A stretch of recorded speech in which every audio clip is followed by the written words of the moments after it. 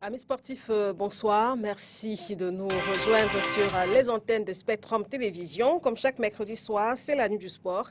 Et c'est d'ailleurs un mercredi très chargé sur le plan sportif notamment, avec par exemple la reprise enfin de le début enfin de cette phase de retour du championnat national de football Elite One sur le plan interne. Et sur le plan international, c'est évidemment cette deuxième demi-finale de l'Euro 2020 qui oppose actuellement le Danemark à l'Angleterre. Un but partout, c'est le score provisoire. Le vainqueur de cette rencontre, on le rappelle, va affronter le 11 juillet prochain l'Italie en finale. On en parle dans la pause actu, une pause actu qui sera aussi consacrée ce soir aux Jeux olympiques qui démarrent le 23 juillet prochain du côté du Japon. Les athlètes camerounais qui participent à cette compétition sont déjà présents à Tokyo. Alors que peut-on attendre de la Cameroun Olympic Team cette année? On posera la question à nos différents invités. Et en seconde partie de ce magazine, on s'intéresse à la Confédération africaine de football, la CAF, qui prépare avec le COCAN la cérémonie du tirage au sort de la prochaine Coupe d'Afrique des Nations Cameroun 2021. Deux émissaires de l'institution étaient à Yaoundé lundi. Qu'en est-il sur le plan sportif? La problématique est au menu du débat.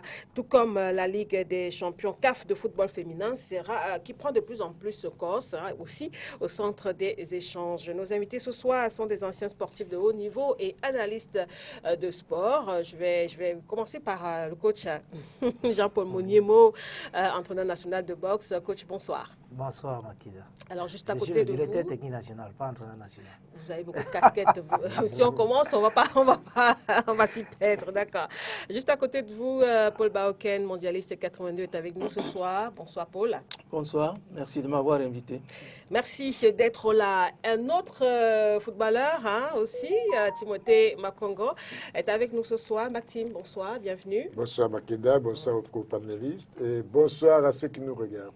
Et juste à côté de vous, Serge Zambo, analyste de sport. Bonsoir Serge, bienvenue. Et surtout joueur du 2-0 du samedi. Bonsoir à tous les spectateurs, bonsoir et très heureux, franchement. Pourquoi? Je ne saurais pas ne pas le dire d'entame, de retrouver en face de moi un aîné que j'ai adulé, des gens que je voulais voir tant tout petit, Paul Baoken, qui est juste en face de moi.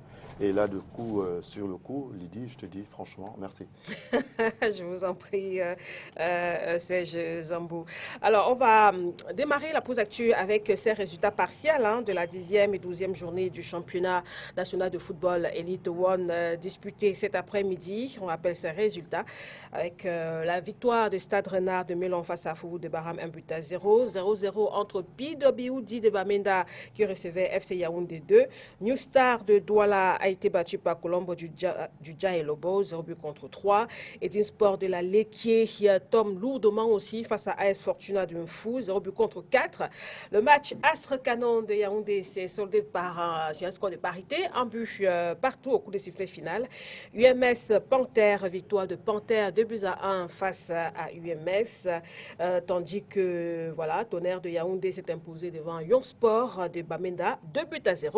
Et APGS a battu tout à l'heure Coton Sport de Garoua, 1-0. Suite ce jeudi, donc demain, 8 juillet, avec notamment à Douala le match Union Sportive de Douala contre FC Djiko de Banjoun. On rappelle que l'autre rencontre qui était programmée Avion Académie de Douala, Bamboutos de Bouddha est donc reportée.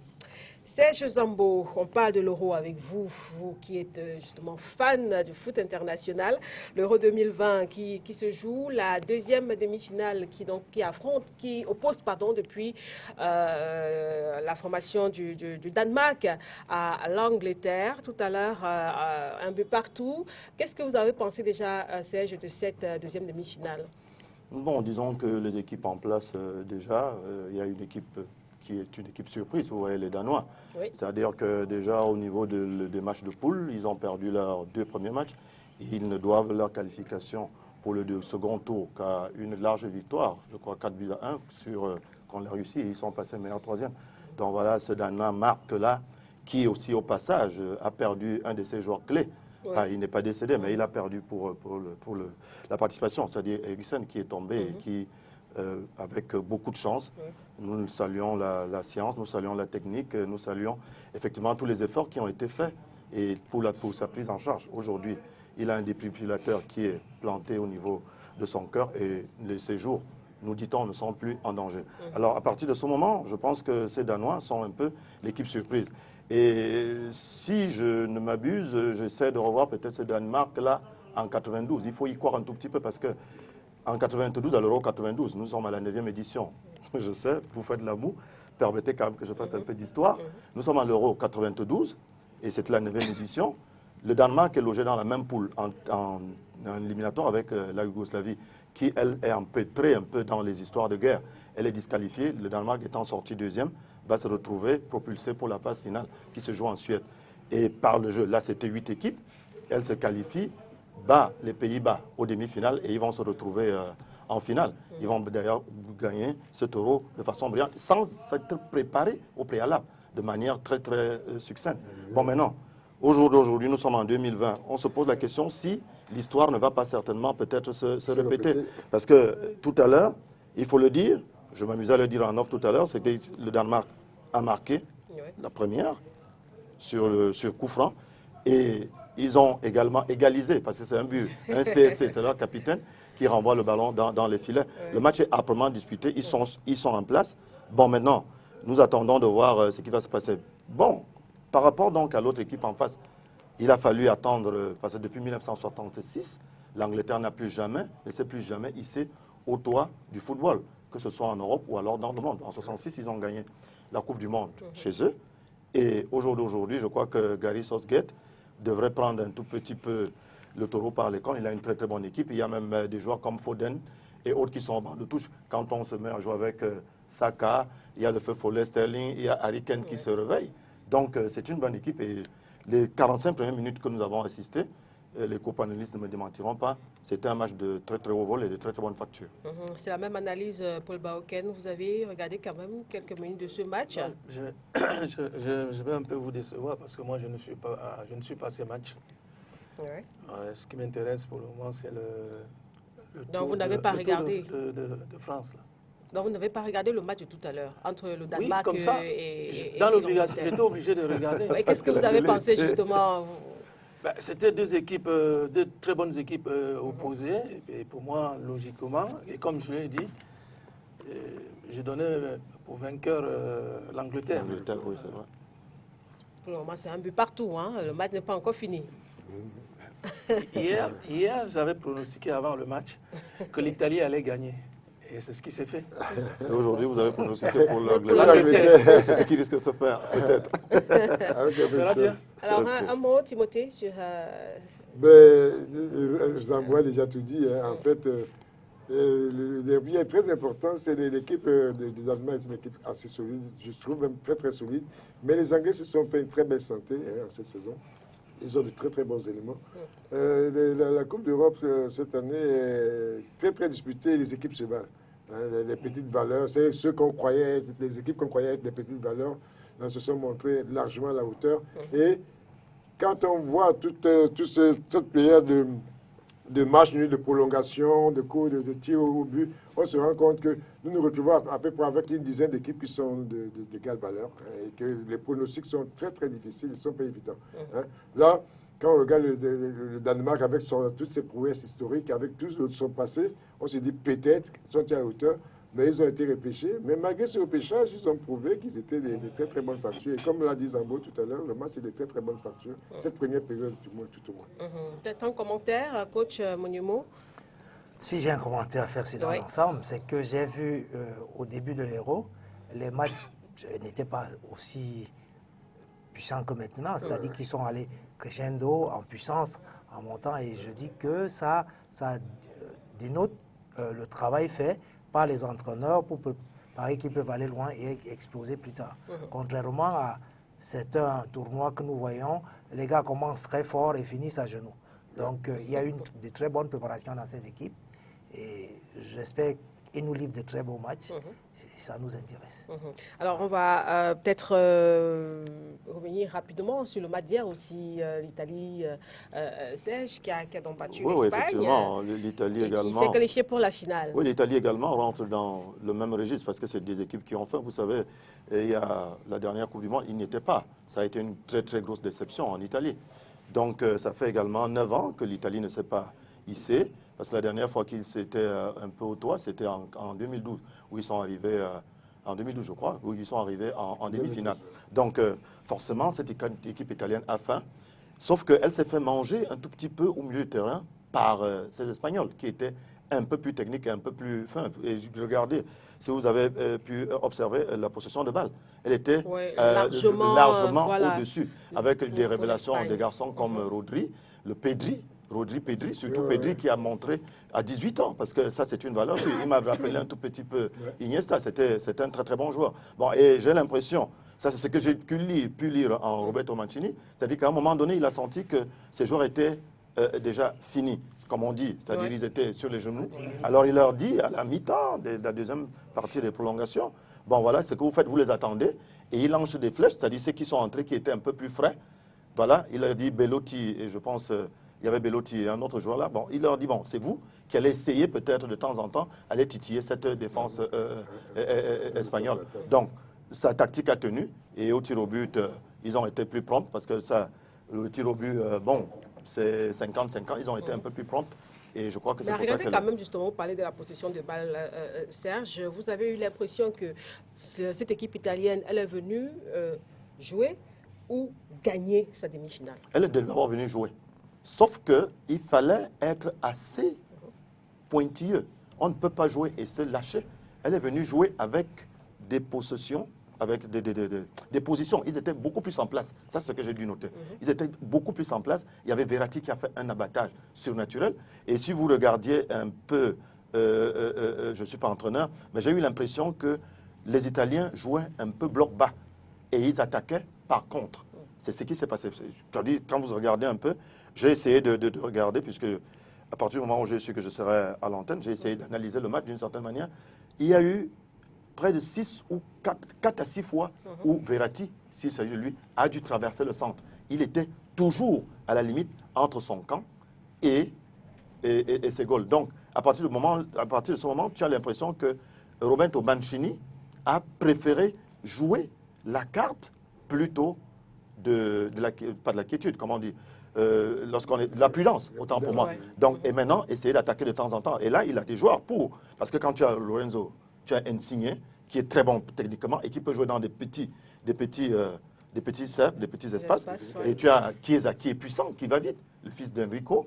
Tu as également Immobile, qui fixait cette défense, parce que la porte, la relance était également très très facile pour cette équipe espagnole. Sauf qu'au milieu du terrain, je vous ai dit, ils avaient de très très bons porteurs de ballon. Parce que garder le ballon et les passes étaient très exécutives. L'Espagne n'a pas eu beaucoup de chance. Ça, c'est ce qu'il faut dire. Mais maintenant, Lagnac et le Cadenaccio aidant, sauf que le Lagnac et pas question. Oui, mais la question sauf que ce Cadenaccio nous a un peu pâli.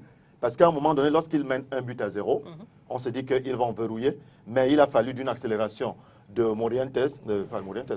Morata. Bon, il y a aussi, mon fils me le faisait dire, qu'en fait, il connaissait les deux défenseurs, c'est-à-dire ils jouent dans la même équipe, la Juve, avec Belotti et leur capitaine. Donc ça veut dire qu'il savait exactement comment ça se passe. Il est rentré dedans et puis c'était un but superbe. Malheureusement pour lui, il est passé de héros à 0. Si vous me permettez, entre guillemets, parce que là, c'est lui qui rate le penalty, le tir au but pendant la séance. Mais il faut quand même dire qu'il y a au niveau de la... c'est vrai ce qu'il dit, mais il faut dire qu'au niveau de la possession de balle se justifie par la culture espagnole de garder les balles. En fait, c'est toute une culture. Et la possession de balle ne signifie pas forcément que vous êtes le meilleur, que vous allez gagner le match.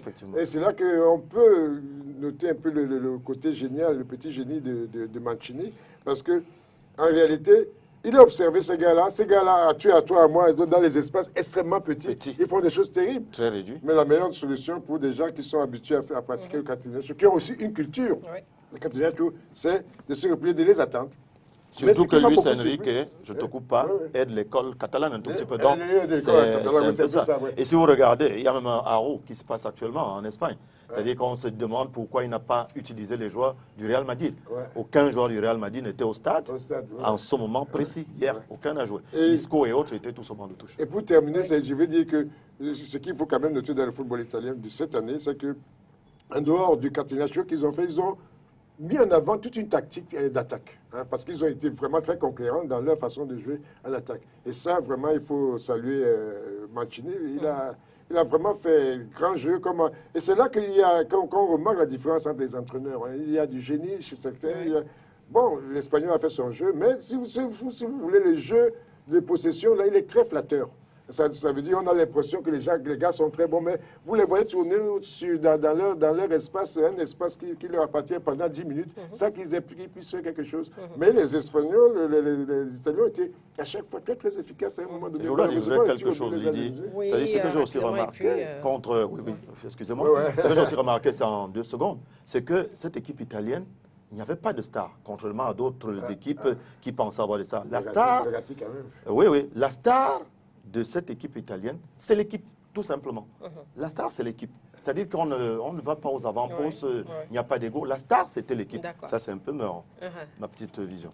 Oui, coach. Oui, je voulais dire que, parce que vous avez parlé de possession de balle tout à l'heure, et je voulais simplement dire que chaque entraîneur doit utiliser ses joueurs en fonction de l'équipe qu'il a en face. Quand on vient jouer une compétition, on vient la gagner, on ne vient pas faire plaisir aux gens. C'est la première solution. Mais les spectateurs aussi veulent voir du beau football. Oui, si vous faites du beau football et on vous bat 5-0, ça ne vaut pas la peine. Il faut jouer en fonction des qualités, d'abord de vos joueurs et de ceux qui sont en face de vous. Vous mettez en place un système qui permet de les contenir. Si c'est des grands possesseurs de ballon, si c'est des fins techniciens, vous n'avez pas besoin d'aller vous mesurer à eux à ce niveau. Vous les bloquez, vous trouvez des contres. Donc moi, je pense que l'essentiel, c'est de gagner. Et on trouve les moyens. C'est pour ça qu'il y a les différents tactiques pour jouer au football. Sinon, ça n'existerait pas. C'est pour contrer tel genre ou tel système de football. Voilà. Dernière question, Paul Bauken. L'essentiel aussi, c'était de gagner dans ce match Italie-Espagne. Vous avez une équipe comme l'Italie qui pratique un football un peu physique. Et en face, l'autre, c'est technique, tactique. Et c'est pour ça que hier, j'avais pronostiqué la victoire de l'Italie. Parce que, comme il disait tout à l'heure, M. Zambo, il venait attendre l'équipe adverse là pour contre-attaquer. Et ça allait très, très, très vite, très vite. Donc, moi, je me suis dit que en utilisant cette technique, je crois que le résultat pourrait être positif. C'est ce qui s'est passé. Voilà. Alors, peut-être un pronostic sur la finale du 11 juillet. En attendant, les finalistes ou les scores? Moi, je reste Forza Italia, de toutes les façons. Bon. On l'a compris. Évidemment, forcément, avant la fin de cette émission, on saura qui va affronter dans l'Italie en finale. Le temps pour nous de parler d'autres choses, notamment des Jeux olympiques qui démarrent le 23 juillet prochain du côté de Tokyo. C'est au Japon. Je le disais tantôt, la délégation camerounaise est arrivée au Japon dans la nuit du 4 au 5 juillet dernier. Rappelons que le Cameroun va donc participer à ces Jeux avec 12 athlètes et 12 athlètes dans différentes disciplines. On a par exemple en athlétisme Emmanuel Essémé dans les 200 mètres. La lutte, c'est Emilienne Essombetiako dans la catégorie des 53 kilos. Tennis de table, Sarah Anfou. Judo, on a Aré Sofina dans la catégorie des moins de 70 kilos et Vanessa Mbala dans la catégorie de plus de 78 kilos. kg. Natation 50 mètres nage libre, Yves-Charlie Ndjoumé et Elisabeth Milanesi vont donc représenter le Cameroun dans cette discipline. Et du côté de la boxe, on a Wilfried Sei dans la catégorie de plus de 71 kg, Albert Menga ici, catégorie de moins de 69 kg, et Maxime Yegnon dans la catégorie de plus de 91 kg. Et enfin, il y a l'haltérophilie avec Jeanne Eyenga, catégorie 76 kg, et Clémentine Mekuni, catégorie 87 kg. Voilà pour c'est les athlètes qui vont donc représenter, les 12 athlètes qui vont représenter le Cameroun à ces Jeux olympiques 2020, 5 hommes, 7 femmes, appelés donc à défendre les couleurs du Cameroun. Coach Monyemo, déjà un commentaire de manière globale sur cette Cameroun Olympic Team. Non, je remarque déjà que à chaque Olympiade, l'effectif diminue. Diminue, tout à fait. Bon, ça veut dire simplement... Et je remarque une deuxième autre remarque, c'est que de plus en plus, nos athlètes viennent de l'extérieur. Ouais. Ça veut dire simplement que sur le terroir, nous ne faisons presque rien. Voilà, donc c'est ce que je peux dire globalement dans l'ensemble maintenant. On va entrer dans les petits détails après. Et ça dérange quand nos athlètes viennent de l'extérieur, coach? Non, ça ne dérange pas. Je veux simplement dire que... Parce que même en foot, il y a aussi ce débat-là. Je veux dire... Non, dans les disciplines, parce que là, c'est les sports individuels. C'est beaucoup ça, c'est les sports individuels. Donc, on devait avoir le Cameroun, c'est un grand foyer de sport. Et par le passé, on a eu beaucoup qui sont partis, du pays pour représenter du Cameroun. Donc, je dis que la tendance va dans le sens inverse maintenant. C'est-à-dire qu'on a plus d'athlètes qui viennent de l'extérieur parce que la qualification aux Jeux Olympiques devient de plus en plus difficile.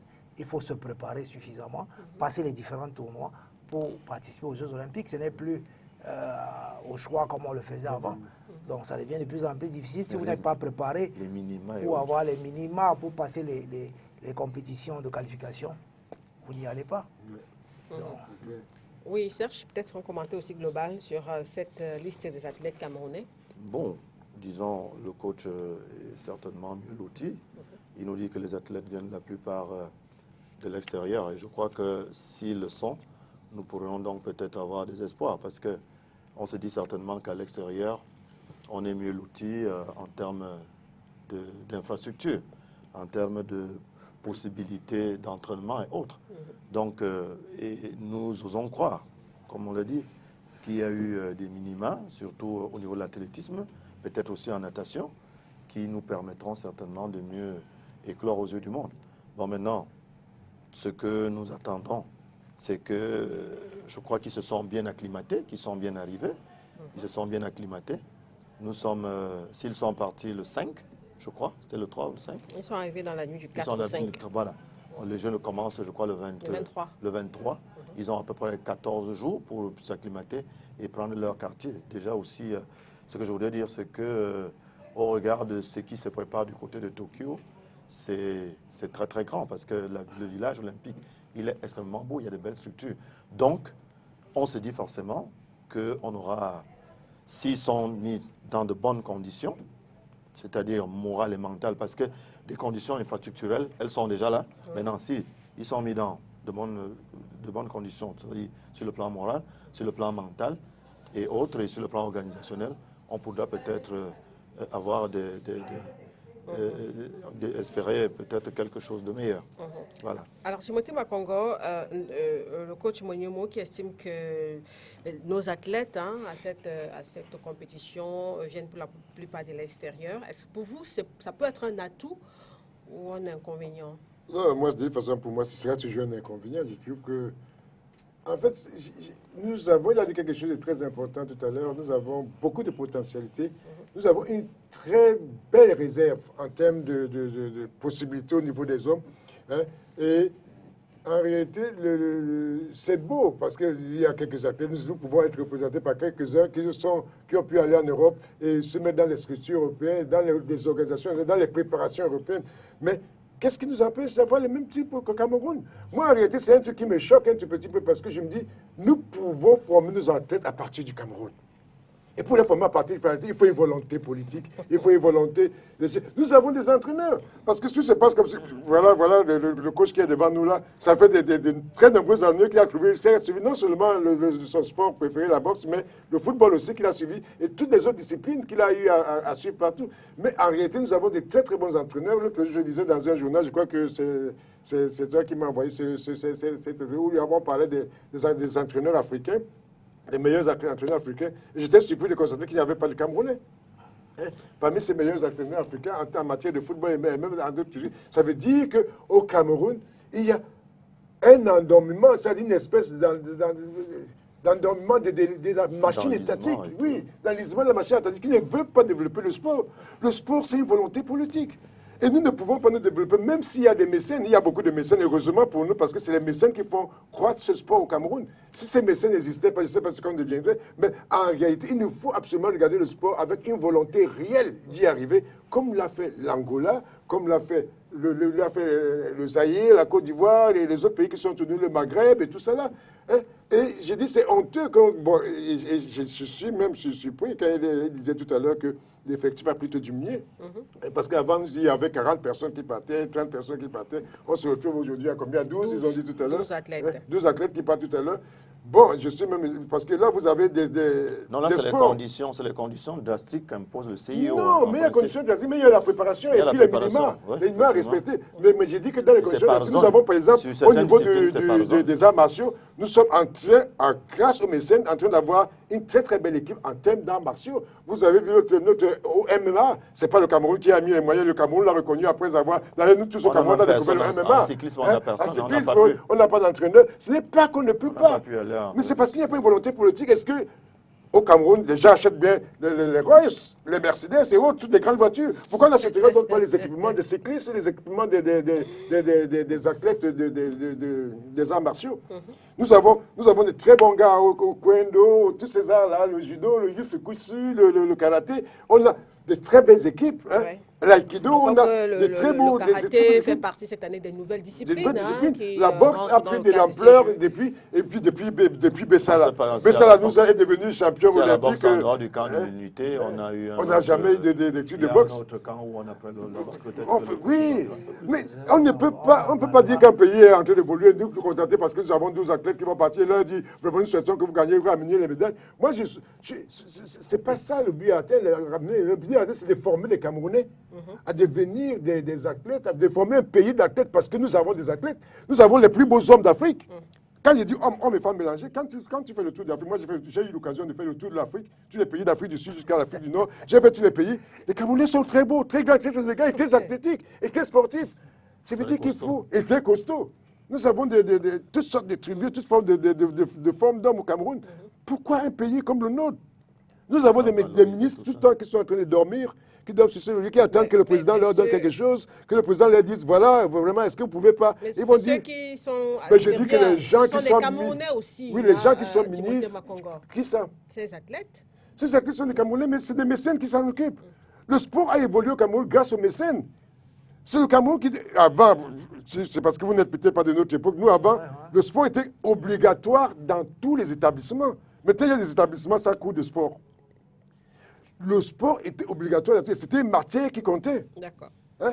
Mais aujourd'hui, qu'est-ce que ça devient? On est dans un pays où on se dit, bon, écoutez, le physique, ça rapporte quelque chose à la nation. Hein? L'homme qui a été un des Camerounais les plus célèbres, c'est bien Eto'o-Fils, qui a pu avoir le plus grand salaire de la planète Terre à cause du football.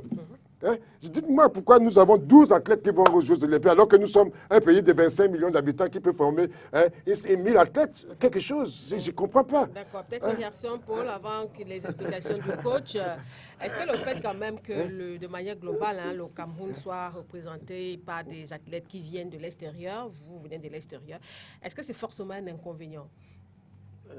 D'abord, je voudrais faire une remarque. C'est que quand un pays comme le nôtre va pour les Jeux Olympiques, qu'on amène 12 athlètes, je trouve que c'est dégradant. C'est pas logique. Et bon, je reviens en 84, je sois aux Jeux Olympiques, nous étions peut-être 70. Oui, on tire non plus. Le football également. 84, c'est Los Angeles. Oui, Los Angeles. Los Angeles. Alors, Moscou, même en 80, on était tout aussi nombreux. quand on dit qu'on a besoin de ceux qui ne sont pas des locaux, c'est ça? Moi, je ne suis pas contre. Moi, je ne suis pas contre, au contraire. Ça s'est bien passé quand nous on jouait. On a bien eu besoin de nous. Nous sommes arrivés, qu'est-ce qu'on a fait? On a fait du travail. Donc, dire que prendre mais c'est ceux-là qui viennent, qui sont même préparés, qu'on fait venir. Parce que les gars, les athlètes ici, il n'y a aucune préparation. Il y a 2 semaines, j'étais avec un boxeur camerounais.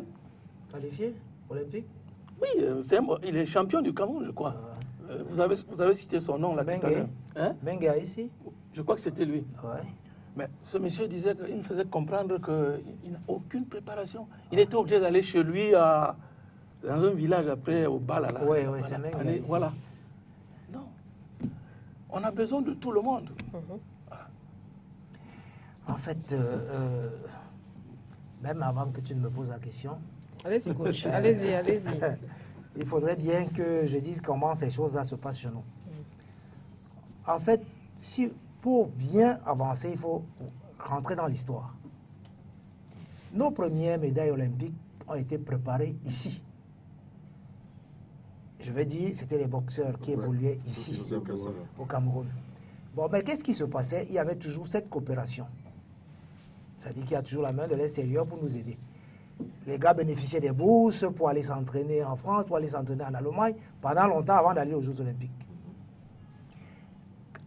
Quand Joe Bessala, parce qu'il a parlé des mécènes, que je vais en arriver, Joe Bessala, il boxe ici à Neubel, sous le manguier. Sous le manguier, les sacs sont attachés sous le manguier. Nous sommes tout petits, on va les voir boxer.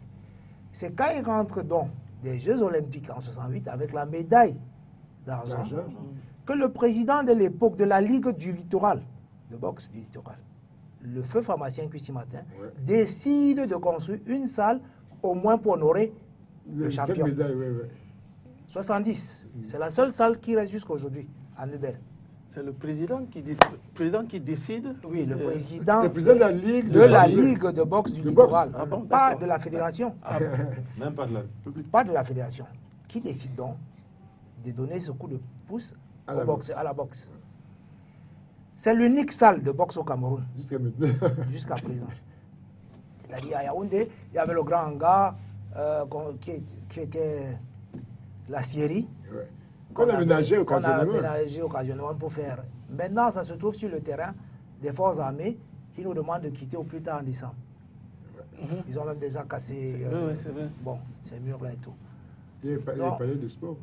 Il n'y a jamais eu une salle pour les sports de combat au Cameroun. C'est-à-dire un gymnase adapté pour. Mais Yaoundé, il y avait le camp de. C'est de ça que je parle. Camp d'unité. C'était un hangar de la Syrie qu'on avait juste aménagé. Bon, donc, Joe, pour avoir une médaille, à l'époque, ils ont fait des stages en Allemagne. Ils ont fait au moins 6 mois à l'extérieur, à 1 an, pour aller être médaillés. 84 également, pour avoir la médaille de Ndongo Ebanga, parce que j'étais à l'époque dans cette équipe, j'étais encore à l'école, et nous avons d'abord passé 1 mois à Yaoundé, de préparation au début, 3e trimestre. Après, avec les Américains qui avaient un camp d'entraînement au Nigeria, les boxeurs se sont déplacés pour le Nigeria au camp d'entraînement, près de 2 mois à Lagos. Avant de se déplacer pour la France, c'est de la France maintenant pour les États-Unis. Et il n'était pas étonnant qu'on ait environ 4 à 5 boxeurs camerounais en quart de finale. Donc, quand il y a de la préparation, il y a le résultat.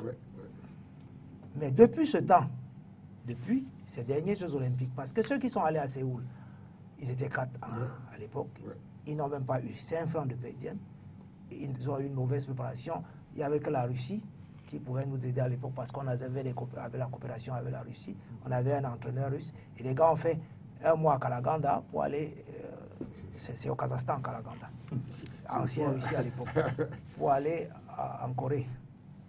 Donc, Le résultat était ce qu'on connaissait, ils ont bien obtenu. Voilà. Donc, depuis ce temps, nous, on participe. On ne va pas chercher les médailles.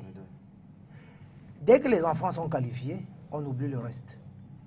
Je dis parce que 3 Olympiades, j'ai qualifié les boxeurs.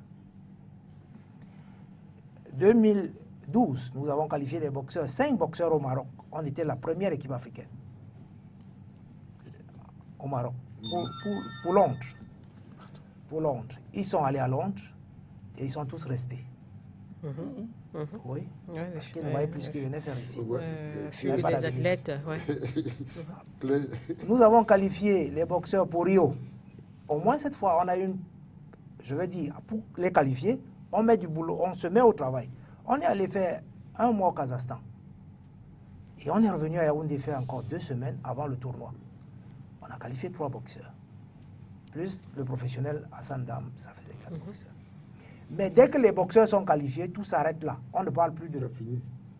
On va faire les valises et attendre le départ. Personne ne sait où ils vivent. Personne ne sait comment ils sont entraînés. On attend le départ. C'est ce qui s'est passé cette fois-ci. Nous sommes allés au Sénégal. On a eu une préparation. On pouvait même qualifier plus. On a eu une préparation au Cameroun. On a préparé les boxeurs. Nous sommes allés au Sénégal. Et au Sénégal, on a eu ces 3 qualifiés. Et on comptait augmenter l'effectif au dernier tournoi à Paris, qui n'a plus eu lieu à cause du Covid. Donc, on a eu 3 qualifiés. Et depuis 1 an, c'est-à-dire février, mars 2020, ils sont qualifiés. Il n'y a plus rien eu. On avait fait un planning de travail d'aller au tournoi de zone, après aller en Russie, partir au Kazakhstan, et avant de revenir pour les JO. Mais on n'a eu qu'un seul tournoi, celui de la zone. Et mal préparés, ces enfants, champions d'Afrique au départ, sont tous médaillés de bronze là-bas. Ceux qui vont aux Jeux Olympiques maintenant. Vous voyez, il faut déjà plafonner le tour africain pour espérer à une médaille là-bas. Mais dans la zone même, parce que l'Afrique est divisée en 3, dans la zone, vous êtes 3e. Dans la zone. Alors, là, j'ai commencé à dire, il n'y a pas grand-chose à attendre.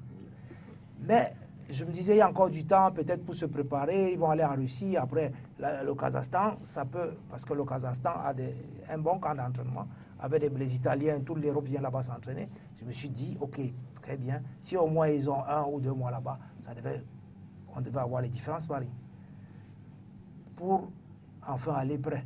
Parce que les différents sparring, j'ai souvent dit ça, les gens ne comprennent vraiment pas de quoi il s'agit. C'est-à-dire, vous pouvez avoir les boxeurs de différentes morphologies. Vous boxez un homme géant, ce ne sera pas la même chose que vous boxez un homme court. Vous boxez un boxeur puissant, ce n'est pas la même chose que vous boxez un boxeur technique. Donc, toutes ces variétés, vous boxez le gaucher, il faut avoir toutes ces variétés et le niveau supérieur pour évoluer. Mais si vous restez à Yaoundé, au camp de l'unité, à vous entraîner là, faire votre footing, sans même le coach. Ouais.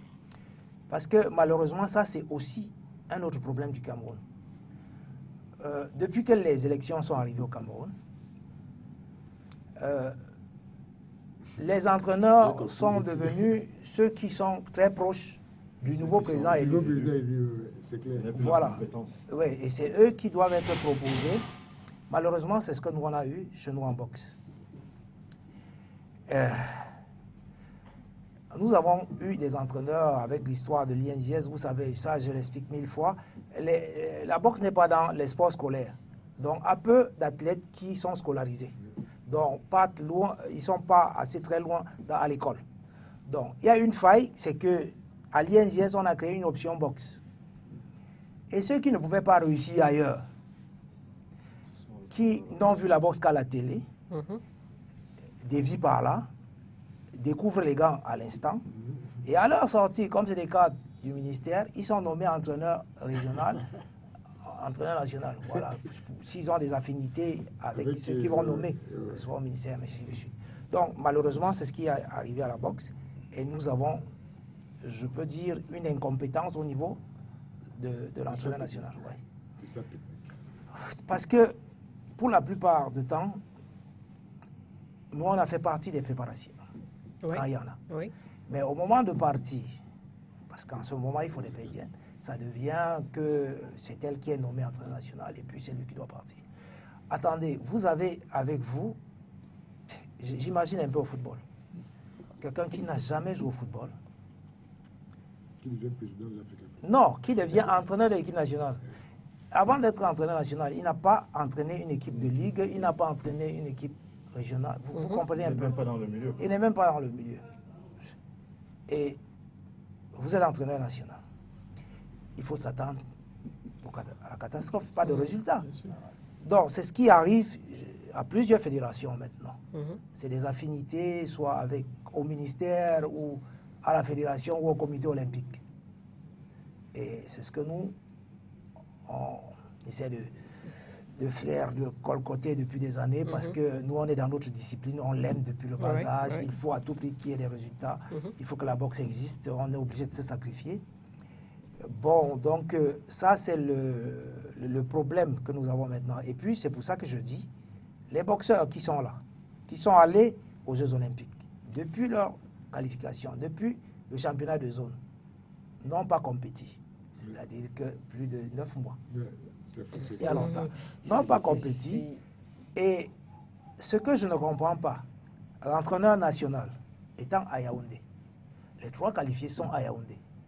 Vous n'avez pas besoin d'un stage interne pour préparer les boxeurs. Puisque vous savez déjà que vous allez voyager avec eux. Vous donnez le minimum qu'il faut. Mais malheureusement, ça n'a pas été le cas. La preuve, on a vu dans les réseaux sociaux, les boxeurs se plaignent, écrivent même au ministre que nous ne sommes pas encadrés. Ce n'est pas moi qui le dis, c'est écrit partout, dans les journaux. Donc, moi, et quand on me dit on attend les médailles. Oui, j'allais justement vous demander, coach, quand même, les chances de médaille du Cameroun.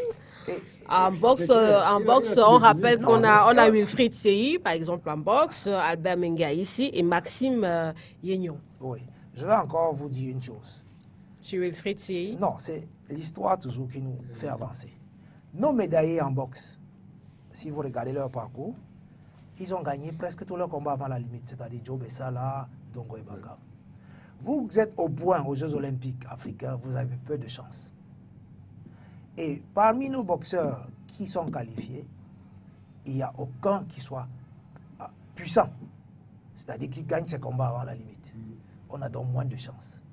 De 2, Wilfried Sey, qui fait les 75 kg, ça je le dis depuis plus d'un an. Et il y a un an qui s'est qualifié, difficilement. Pourquoi? Et ça, j'avais toujours dit ça. Parce que si pour faire les 75 kilos, s'épuise beaucoup. Doit se priver de beaucoup. En repas, en eau, et il est fatigué quand il est dans sa catégorie. Il ne tient pas bien les 75 kilos. Parce qu'il grandit. C'est tout à fait normal. Il aurait dû, j'avais fait la proposition, d'aller dans les 81 kilos chercher la qualification pour moins souffrir. Mais on ne m'a pas écouté. Je souhaite seulement qu'il puisse déjà, aux Jeux Olympiques, faire la catégorie. Parce que ça, c'est le premier test, c'est-à-dire que monter sur la bascule et être en santé pour boxer. Voilà. Donc, ça sera notre première victoire là-bas. Donc, mais de manière globale, quand même, coach, comment vous le trouvez, ce boxeur Wilfried Sey? Boxeur talentueux. Oui. Très talentueux, mais indiscipliné. Ça, je ne le cache pas, parce que s'il était discipliné, il n'aurait pas de problème de poids aussi facilement. Donc, et il aime bien fêter. Ça, et ça pour les... Oui. Parce que sport rime beaucoup plus avec privation. Voilà. Donc, moi, je vous ai souvent pas dit ces choses ici parce que c'est interne, mais c'est parce que ça va être aux yeux de tout le monde bientôt. On va dire comment vous avez amené un boxeur aux Jeux Olympiques qui n'a même pas pu faire la catégorie. Mais il faut que je vous le dise avant. Si je l'ai amené aux Jeux africains, j'ai gagné la médaille d'or aux Jeux africains avec lui. À Brésil, on a gagné le championnat d'Afrique avec lui. J'étais à ses côtés. Mais après, c'est des enfants qui sont devant moi qui grandissent. Et je dis, faites attention maintenant, il ne tient plus dans cette catégorie. Il souffre, il peine. Et il va finir difficilement le 3e round. Il va mener le 1er, 2e, mais finir à genoux. Donc, s'il a un gars puissant en face de lui et endurant, il va l'achever. Donc, ça, je le dis avant. Et pour qu'on change de manière de le préparer, qu'on change même de catégorie, qui se qualifie dans une autre catégorie. Mais, bien sûr, il y a les gens qui aiment voyager. Bon, pour eux, ce n'est pas la médaille qui les intéresse, c'est la participation.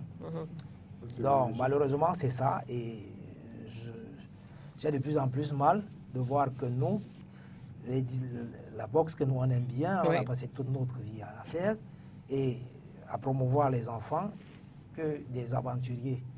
Ça, je peux l'appeler comme ça parce que ceux qui, par manque de discipline à l'institut, où ils peuvent être forts, ont viré vers la boxe, vous savez qu'il n'y a pas de cadres du ministère là-bas et qui sont facilement nommés et qui détruisent la discipline. C'est ça qui est malheureusement.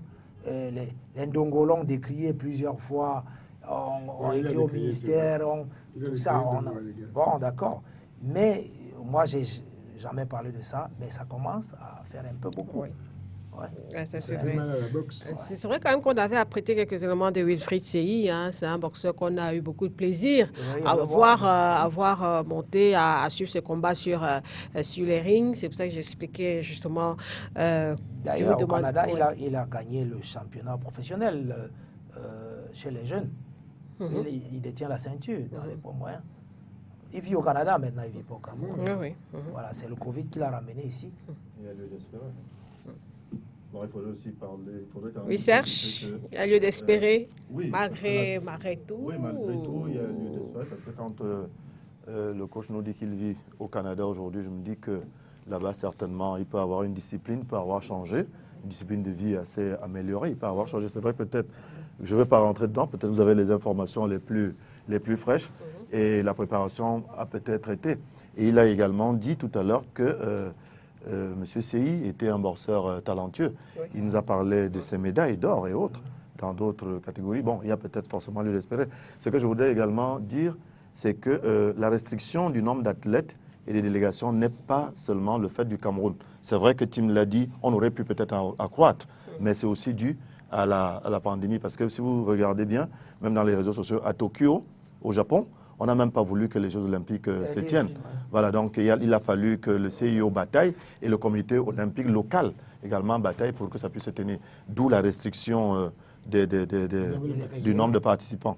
Ben, sauf que ça ne veut pas dire le Cameroun aurait pu peut-être engranger encore d'autres pour diminuer peut-être le nombre de participants des autres nations et en ajouter chez nous, si la politique avait été menée, comme Tim le disait tout à l'heure. Alors, Timothée Makongo, donc on va à ces Jeux olympiques, 12 athlètes, pas très rassurés pour l'échange de médailles. C'est vrai quand même que lors de la cérémonie de remise de drapeau à l'équipe olympique, il avait été recommandé aux athlètes de suivre les traces des anciens grands comme Françoise Mbango, on la connaît, double médaille d'or olympique au triple saut, Joseph Bessala et Martin Ndongo Ibanga. Comment est-ce que justement ce souhait-là peut être transformé en quelque chose de réel? Moi, j'ai été un peu fasciné et touché par l'historique que le coach a donné tout à l'heure de l'histoire de la boxe. Parce qu'en réalité, ça renseigne beaucoup les Camerounais sur un certain nombre de problèmes qui sont souterrains, qui sont cachés en dessous. Moi, je ne veux pas partager, avoir cette victoire-là hypocrite, parce qu'il y a une réalité extrêmement hypocrite dans cette façon de dire que nous souhaiterions que vous ayez les mêmes résultats que vos aînés. Mais quand vous voulez être comme François Mbango, les autres, il faut faire de la préparation. Il faut mettre en place les structures, il faut mettre en place des méthodes, un ordonnancement, une discipline de groupe, une discipline de... Mais nous ne pouvons pas tout le temps espérer gagner des grosses... Parce que François Mbango, d'ailleurs, à l'époque, quand elle est partie, personne ne pouvait espérer un seul instant qu'une Camerounaise allait être médaillée. On l'a découvert à la télé. On l'a découvert à la télé, tout le monde l'a découvert. Le Cameroun l'a découvert. Et après qu'il a récupéré, d'abord, qui était pressé de la récupérer, c'est les Français. Il y a même eu le problème Bala qui s'est résolu aussi. Oui. Donc, en réalité, c'est un peu honteux et même prétentieux pour nous de penser que, oui, vraiment, il faut que vous fassiez... Mais qui les a préparés? Qui les a pris en main? Qui les a pris comme un enfant? Comme tu prends un enfant dans tes bras, tu le couvres et tu le fais grandir, tu le vois croître et puis tu en fais quelque chose. Et Tu ne peux pas laisser abandonner un enfant quelque part, puis un jour, tu vois que l'enfant est déjà il est apte à faire quelque chose, à produire quelque chose de bien pour toi, et tu dis, ah, il faut que vraiment tous nos enfants soient comme lui. Hein. Ça n'a pas de sens. Moi, j'ai honte de souhaiter que nous soyons vraiment des gros médaillés, alors qu'en fait, à la base, il n'y a aucun travail qui est fait. Franchement, ça n'a pas de sens. Je souhaiterais beaucoup que beaucoup de nos téléspectateurs aient suivi un peu l'histoire de la boxe, comme l'a relaté tout à l'heure le coach national. Oui. Mais parce que ça reflète la réalité de tous les sports camerounais. Et puis la réalité de la mentalité des gens qui disent « Ah, faites comme vos aînés ». Mais ces aînés-là, ils ont fait comment? Mais en même temps aussi, Timothée Bakongo, vous avez l'habitude de dire que les athlètes camerounais, ils ont un mental fort. Ils arrivent à se surpasser dans des situations même les plus incroyables. Madame, c'est parce que nous avons cette nature qui fait que, peut-être à cause de la diversité ethnique, parce que cette diversité ethnique nous a beaucoup enrichis. Beaucoup enrichis, les gens ne s'en rendent pas compte, mais nous sommes riches à cause de cette diversité ethnique. Mais aussi parce qu'il y a un caractère propre au Cameroun qui fait que nous sommes orgueilleux, nous sommes fiers, nous sommes... et on veut aller jusqu'au bout. On a ce côté jusqu'au boutiste là, qui nous appartient. Et que malheureusement, les hommes politiques sont en train de tuer. Parce que nous sommes devenus presque des lâches. Nous sommes devenus des morpions, des gens qui... Il a dit quelque chose de très important tout à l'heure, et j'espère que tous les Camerounais ont entendu ce truc-là.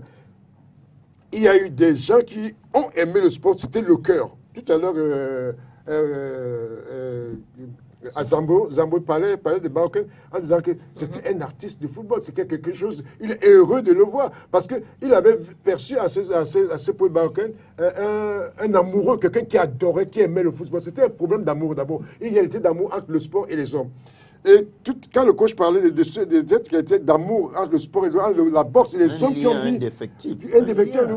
Puisque mon dit, il faut créer quelque chose qui donne quelque chose qui aide aux boxeurs. Parce qu'effectivement, il a très très bien dit la chose en disant que malheureusement, beaucoup de boxeurs qui sont des gens qui viennent de la rue étaient plus ou moins pas suffisamment lettrés ou même illettrés tout simplement. Et on a pensé à leur faire une place dans notre académie de sport. Et dans cette académie de sport-là, quand ils sont sortis, n'ayant jamais porté de gants, n'ayant pas connu l'amour et les douleurs et les charmes de la boxe, ils en font des professeurs puis des entraîneurs. Et ça, c'est la corruption qui s'installe et qui prend une place très forte et élaborée dans le système camerounais. Et nous le vivons au football. Le football est en train de mourir à cause de ces gens-là, cette race d'hommes. Le handball, le basketball, heureusement que la force des mécènes tient encore. Et le jour où cette force descend, où cette énergie qui est en nous, comme nous disons souvent que les Camerounais ont un mental très très fort, le jour où ça va commencer à s'estomper, nous allons mourir petit à petit. Et en fait, c'est ce qui se passe. Et moi, j'interpelle, pas même, parce qu'en fait, tout notre système s'est corrompu par une machination des hommes qui ne sont pas à leur place, qui ont pris le sport. Donc, moi, moi, en tant qu'ancien international, comme Paul Baoken était ancien international, je suis arrivé plusieurs fois à l'Africa Foot. Un type qui n'a jamais connu le football me dit, monsieur, rangez-vous là, qui n'est même pas agent de maîtrise ou agent d'exécution de l'Africa Foot. Il me regarde avec mépris. Mais moi, j'ai travaillé pour ce pays dans le cadre du football. J'ai eu des médailles dans le football pour ce pays. Alors, qu'est-ce qui vous dérange? C'est son regard ou c'est parce qu'il n'a jamais joué au foot? C'est parce qu'on a mis, il y a des hommes, parmi les footballeurs, par exemple, je prends le cas du football, il y a des hommes qui sont des juristes, des avocats, des médecins, des ingénieurs, des architectes. Et chaque fois qu'il faut prendre un footballeur pour diriger le football, on prend un homme de la rue. Prenez le comité exécutif du football, ou bien même la Fédération camerounaise de football. Combien de footballeurs diplômés? Parce qu'on dit souvent que les footballeurs sont des cancres, mais il y a plein de footballeurs diplômés auxquels on ne permet même pas d'entrer dans l'arène du football. Vous voyez quelqu'un comme Emmanuel à l'époque. Il voulait être président de la Fédération camerounaise de football. Il avait toutes les capacités, tous les moyens d'être président de la Fédération camerounaise de football.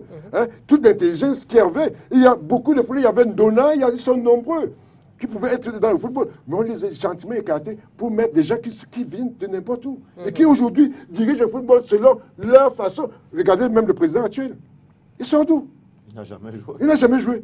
Mais il parle du football comme quelqu'un qui connaît le football mieux que tous les footballeurs. C'est ça le mal, le drame camerounais. Entouré des gens aussi qui n'ont jamais joué. Qui n'ont jamais joué. Et ils prennent des lois, nous sommes aujourd'hui dans les bureaux, dans les juridictions, de plus en plus. Nous aimons. C'était une réalité d'amour. Le football appris par les footballeurs. Mais il a aimé le football. Mais aujourd'hui, les réalités corruptives l'entraînent, l'écartent un peu de cet amour qu'il a eu pour le football. Ça veut dire quoi?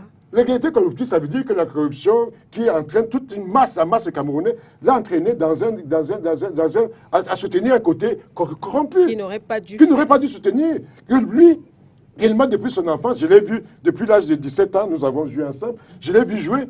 C'était un gars qui adorait, qui aimait cette tuer, qui jouait pour rien.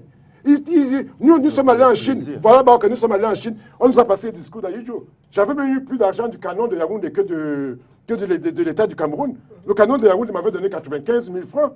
À l'époque, c'était beaucoup, à 1974. Et le Cameroun m'avait donné 25 000 francs. Hein? Mais nous étions contents quand nous passions un discours du président Ayidjo à l'époque, dans les vestiaires. C'est vrai. Le discours du président Ayidjo était galvanisant pour nous. Aujourd'hui, expliquez-moi cette machine-là d'hommes qui sont venus envahir le sport et qui se sentent tout puissants. Tous les sports. Tout intelligent, tous les sports. On va peut-être demander l'avis de Paul Baoken. On fait la parenthèse par rapport à ça. Est-ce que c'est important? Est-ce que en matière de gestion, quand même de manière globale, est-ce qu'il faut toujours aller chercher les sportifs ou alors peut-être aussi donner l'opportunité à d'autres personnes qui aiment bien le sport d'être aux affaires? Aller chercher les sportifs. Où? Vous voulez parler de quoi? Des anciens sportifs, par exemple, un peu comme on n'a pas à aller chercher des... Ils savent, ces gens qui sont à la fédération, ils savent que un type comme M. Makongo a été international, on peut le mettre on peut lui donner un poste important. C'est ça, on n'a pas besoin d'aller. Ils le savent. Comme Makongo a parlé tout à l'heure, bon, moi je ne vais pas rentrer là-dedans, parce que je ne veux pas, je veux pas de polémique. Hein? Mais je dis que ce qu'il a dit, pour moi, c'est pertinent. C'est vrai. Il y a des gens qui, aujourd'hui, il a parlé des juristes. Pourquoi on va chercher des gens comme ça là? Les juristes peuvent être appelés que lorsque, par exemple... Il y a des situations compliquées. Oui, voilà. Des experts, on peut appeler n'importe où. On les prend directement, C'est eux qui sont même à la fédération. Si tu n'as pas une licence... Et nous autres Bon, moi, particulièrement, moi, je m'en fous. Je m'en fous qu'on fasse quoi ou quoi. Je sais que, bon, la seule chose que le pays m'a donné, c'est mon grade de chevalier de l'ordre. Je me contente de ça. Voilà, c'est tout. Makila, je pouvais dire quelque chose là-dessus. Dans d'autres pays, on a trouvé des solutions à ça. Je suis allé plusieurs fois à Tunis faire mon stage et j'avais avec moi des stagiaires, je veux dire pour être entraîneur de haut niveau, j'avais avec moi des anciens boxeurs, mais pour qu'ils deviennent des entraîneurs, il y avait un cursus à l'INSEP de Tunis, c'est-à-dire on a fait ça, j'ai oublié le nom, ça formait pendant 2 ans les anciens sportifs diplômés pour entraîner. Et d'ailleurs, tout le staff que j'avais de l'équipe tunisienne était sorti de cette école. Il ne suffit pas d'être seulement ancien sportif pour encadrer. Il faut avoir à ça maintenant une formation d'encadreur. Complémentaire. Oui, mais sauf que si vous avez 2 personnes, celui qui a pratiqué et celui qui n'a pas pratiqué, qui font la formation d'encadreur, celui qui a pratiqué, normalement, il ne devait pas avoir de comparaison avec celui qui n'a pas pratiqué. Parce qu'il y a des sensations que vous avez que l'autre ne sait pas. Absolument. Il y a des difficultés. Moi, je dis par exemple le boxeur. J'ai devant moi 3 boxeurs. Il y a l'un qui souffre pour faire sa catégorie, comme je disais tantôt avec CI. Il y a un autre qui ne souffre pas. Il est tranquille dans sa catégorie. Et après entraînement, il fait son poids. Les 2 n'ont pas les mêmes difficultés. À l'entraînement, la charge qu'on attribue à l'un et qu'il supporte, l'autre ne peut pas le faire. Bon, ça c'est 2. Et quand vous vous adressez à ces boxeurs, il y a l'un qui est très irritable par rapport à l'autre. Et celui qui n'a pas ressenti ça, il va s'amuser à insulter, à dire des mots déplacés à celui qui est déjà irrité par déjà le fait de faire sa catégorie, qui est un problème. Vous mangez, il mange très peu. Oui, parce que... Il faut se dire qu'on en a après lui. Hein. Voilà, donc, celui-là est déjà irrité. Parce que je dis d'expérience. Oui. Nous étions au Commonwealth en 2008 avec mon collègue entraîneur sorti de l'INJS. Et tous les... Je vous dis bien, presque 4 boxeurs sont venus me dire, coach, on va en découdre avec lui, parce que nous, on reste ici. Il nous parle des choses parce qu'il n'a pas ressenti, il nous parle n'importe comment. Et il nous menace même pour notre argent. Bon, coach, ils viennent me voir parce qu'ils savent que je sais ce qu'ils ressentent. Et que je peux les aider dans leurs problèmes. Moi, je dis, ok, moi, je vais parler à mon collègue de cette situation. Effectivement, je lui dis, quand les enfants sont dans cet état, tu ne leur parles pas comme ça. Alors, vous ne mangez, si tu n'as pas de résultat, je ne t'appelle plus à l'équipe nationale, machin. Et ça, si vous avez été athlète de haut niveau, vous ne dites pas ça à un athlète. Ouais. Si vous avez ressenti ça dans votre chair, vous avez le résultat qu'on attend, le ministre vous appelle à chaque moment, vous dit, est-ce que les gars sont prêts pour le résultat? Et ce que vous avez à faire, c'est aller brimer les enfants. Ils n'ont pas besoin de ça. Vous comprenez? Donc, je prends comme ça une seule situation pour que vous compreniez qu'il y en a une dizaine pour ceux qui ont pratiqué la discipline et ceux qui n'ont pas pratiqué. Seulement la manière de toucher à la godasse d'un joueur avant son match peut le démoraliser. Pour celui qui garde souvent ses godasses, tranquillement, chacun a sa particularité. Oui, son petit truc. Donc, il faut avoir joué pour comprendre ça. Mais si vous n'avez pas joué, vous allez plaisanter même en versant la poudre sur la godasse d'un joueur en disant, mais gars, tu vas aller aujourd'hui. Et lui, ça reste dans son image, dans sa tête. Voilà, donc c'est un peu de ça que je voulais qu'on fasse le cas. Voilà, peut-être la dernière question, hein, avant de passer à la seconde partie de cette émission. Serge, quand même, on va remarquer que les Jeux Olympiques cette année, c'est quoi? C'est 33 sports qui seront donc représentés. Le Cameroun est présent dans 7 disciplines. 7 sur 33. Seulement. Donc, ils ont tout exposé. Je pense que nous sommes effectivement en régression. Je parlais tout à l'heure de la petite reine. Oui. Lors du dernier tour du Cameroun, moi j'ai eu à côtoyer un des coureurs qui a été qualifié en burkinabé. C'est un jeune. C'est que j'apporte la précision parce que c'est un jeune. Il a dans les, je crois, 22, 23 ans. Mais il va représenter l'Afrique. Il s'agit de Beaumont. Il va représenter l'Afrique aux Jeux Olympiques. Et par-delà, le Burkina Faso.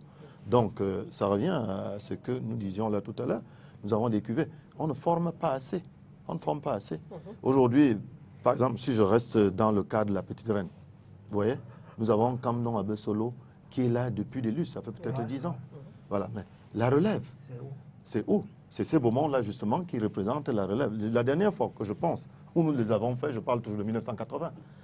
Après ça, je n'ai plus jamais entendu que les Camerounais étaient au JO en ce qui concerne le cyclisme. Bon, en 84, les Paul Bao étaient également là, avec la France de Gengini et autres. Je crois que c'est les Français qui l'ont emporté. Bon, le foot également n'y est pas. En discipline, je pense, en discipline collective, on n'a pas pu se qualifier. Il y a des problèmes. Donc, il faut se poser des questions. Forcément, on est en droit de se dire que le travail, à la base, n'est pas fait.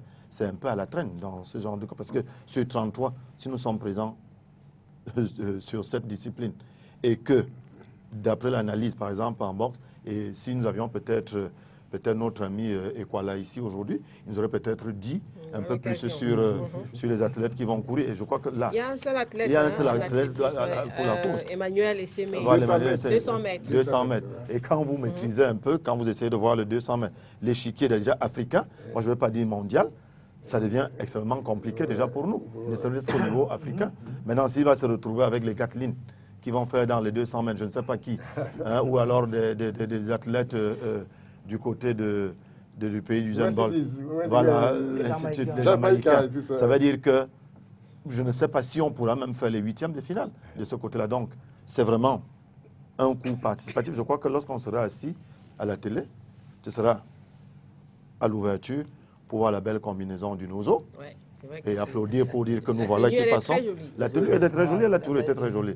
Là, il n'y a pas de souci. Mais maintenant, il faut peut-être s'asseoir et découvrir peut-être qu'on peut être assis et découvrir une Françoise Mbango ou alors un je ne sais pas qui. Bon, on avait aussi quand même une chance avec la petite la judokate qui vit en France, qui a même d'ailleurs créé une polémique. Vanessa Mbala. Voilà, Vanessa Mbala. On peut avoir quand même l'espoir, parce que Vanessa, non seulement, elle a insisté à venir avec son coach, qui est là, un blanc, un français.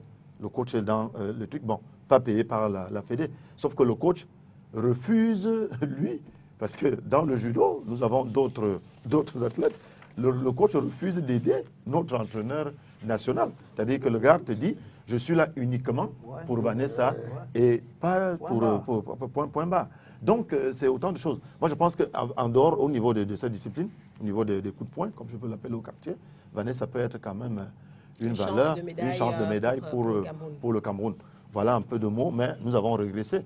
Paul Bao l'a dit tout à l'heure. Il aurait été mieux, ou alors il aurait fallu du bon ton, qu'on fasse maigrir les autres fédérations et qu'on grossisse nos athlètes. Et ça passe par, s'il faut le faire, ça passe par des performances. Si on n'est pas performant, on ne peut pas, forcément. Alors, peut-être une petite question, Timothée Makongo, on disait tantôt, beaucoup de restrictions en rapport avec ces Jeux Olympiques cette année à cause de la pandémie du Covid-19. Est-ce que ça va quand même aussi un peu tuer non, heureusement que c'est vrai que l'événement.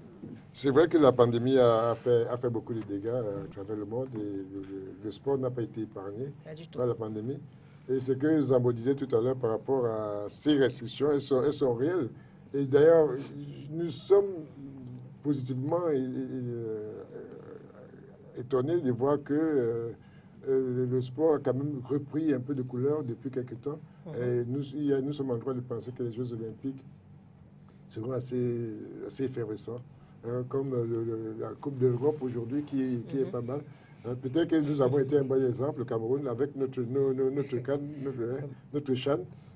Parce que beaucoup de gens disaient qu'il faut absolument tout arrêter, il faut arrêter tous les sports. Mais on a vu qu'au Cameroun, les gens ne sont pas morts après le CHAN. Même comme on avait prévu 20% de spectateurs dans les stades avaient quand même beaucoup plus que 20% des spectateurs prévus. Et quand je vois l'Euro, il y a actuellement, les stades sont pleins. Il y a beaucoup beaucoup est toujours de monde bloqué dans les un stades, peu partout. Prolongation entre l'Angleterre et le Danemark.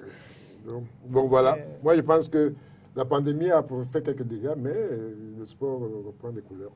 D'accord. Peut-être, oui, coach, une dernière analyse. Non, ce n'est pas tellement pour la pandémie, mais je voulais dire qu'il faut que nous sachions que le Cameroun, quand même, est un fief de sportifs.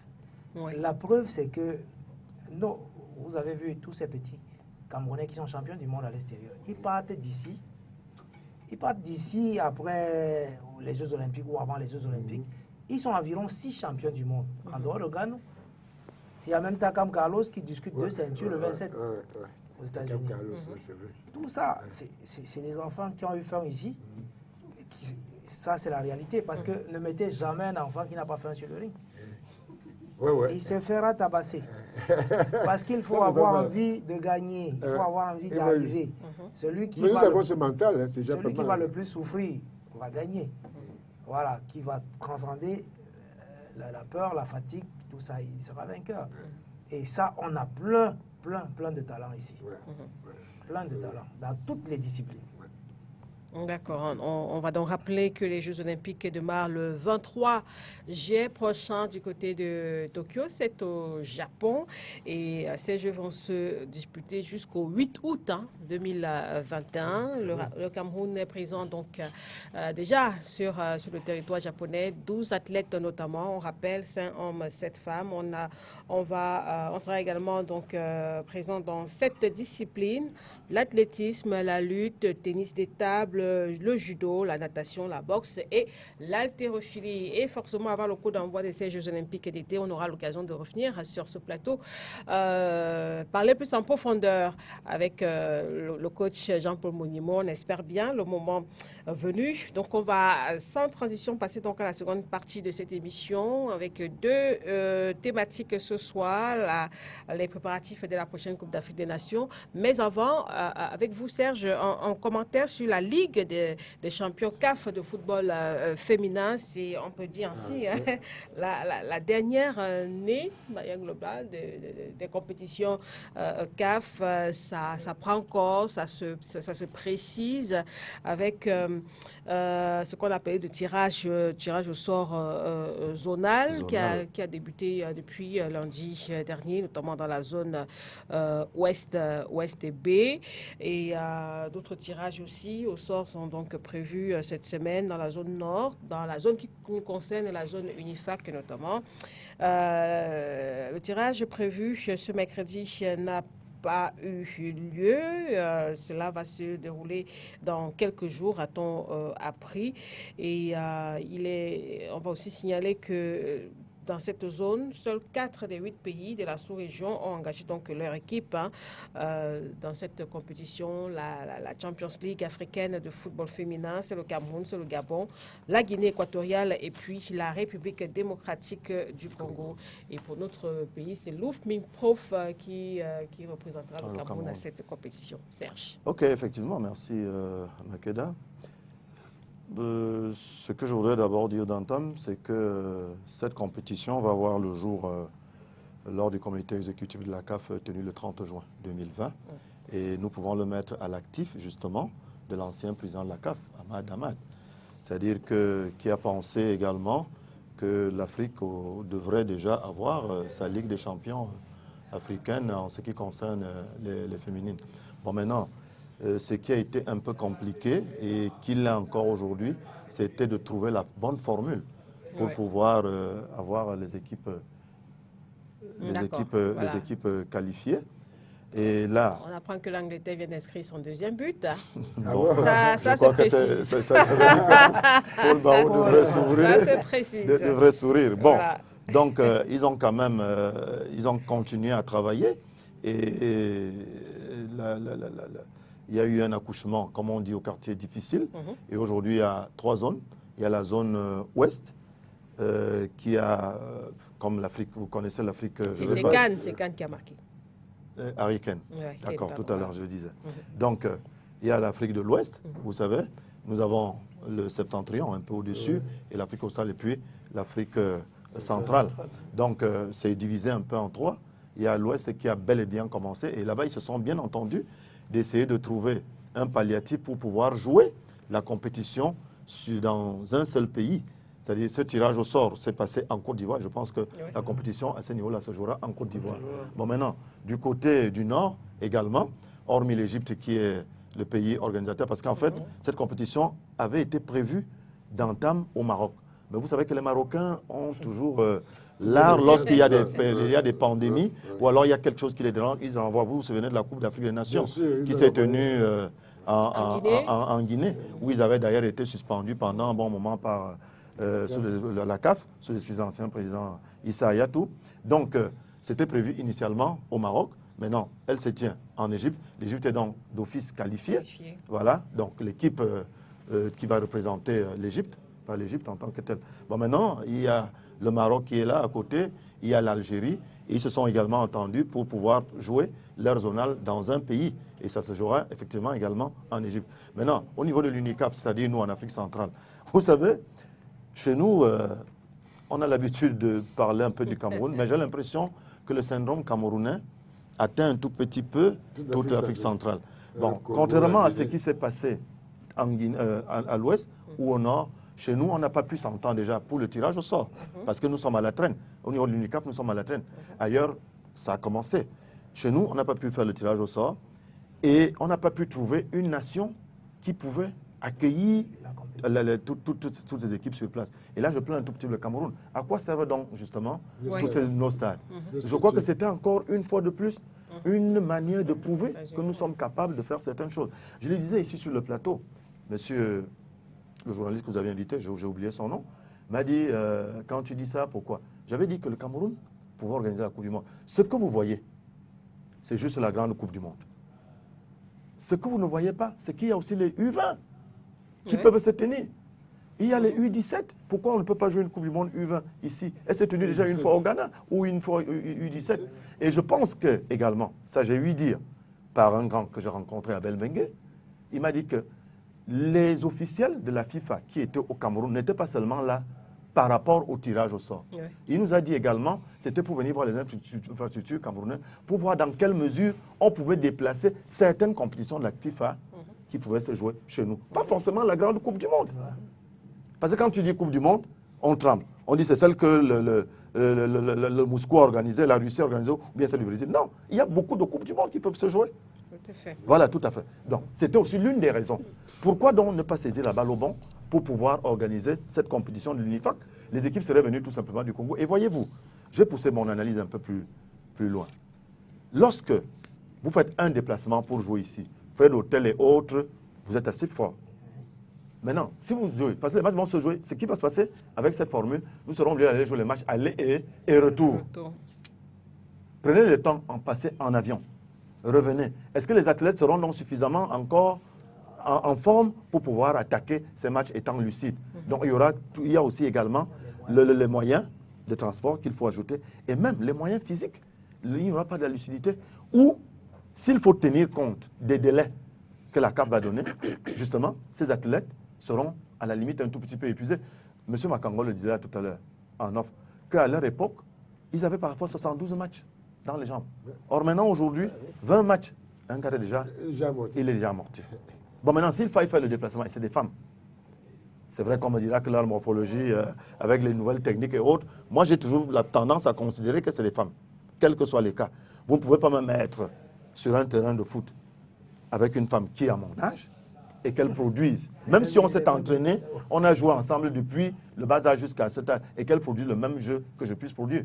En termes physiques, je ne pense pas que ce soit possible. Bon, maintenant, tu me mets peut-être avec une fille qui a 24 ans, qui est bien entraînée, c'est sûr qu'elle va me battre. Ça, je suis d'accord. Mais si tu mets une fille qui a mon âge, je ne suis pas très sûr qu'elle me battra. Donc, quels que soient les cas, c'est les femmes. Je vais même aller plus loin, en prenant par exemple la PlayStation qu'on joue. Vous avez, dans la PlayStation, vous allez trouver les équipes nationales. Il y a le Cameroun, il y a ceci, il y a cela. Il y a le tournoi féminin. Mais si tu essayes de prendre une équipe nationale homme pour jouer contre une équipe nationale féminine, c'est bloqué. On te dit que ce n'est pas possible. Ça étaye exactement ce que je suis en train de dire là tout à l'heure. Donc, c'est des femmes. Et maintenant, lorsqu'on soumet des femmes à des conditions comme celle-là, d'Astrique, parce que même s'il faut que Louvre aille jouer au Congo, prendre l'avion pour aller jouer au Congo, ça fera beaucoup plus de moyens même, voilà, en termes de déplacement. Or, si on aurait choisi que les compétitions se jouent ici, Louvre même aurait pu gagner, puisqu'il n'y aurait plus eu de déplacement. C'est les autres équipes se seraient déplacées, la récupération facile et autres. Vous vous y connaissez un peu plus. Donc, voilà un peu, grosso modo, si je peux parler de cela. Mais c'est déjà quelque chose qui est bien. Et je l'ai dit d'entendre, qu'il faudrait bien apprécier dans le bilan d'Ahmad d'avoir quand même évoqué et mis en place cette compétition africaine pour qu'on essaye d'être aussi à la hauteur avec les autres continents. C'est le même avis, Paul Baoken, cette décision de la Confédération africaine de football de mettre sur pied une Champions League africaine de football féminin. Comme il vient de le dire, moi je suis du même avis que lui. Donc, sans autre commentaire, bon, j'admets ce qu'il a dit. Donc, pour vous, c'était bien que la CAF quand même puisse créer cette compétition-là pour développer la discipline. Bien sûr que oui. Je vais poser la question également à Timothée Makango. C'est vrai que Serge a fait bien de relever certaines curiosités quand même. La compétition n'a même pas encore démarré, qui a déjà autant de...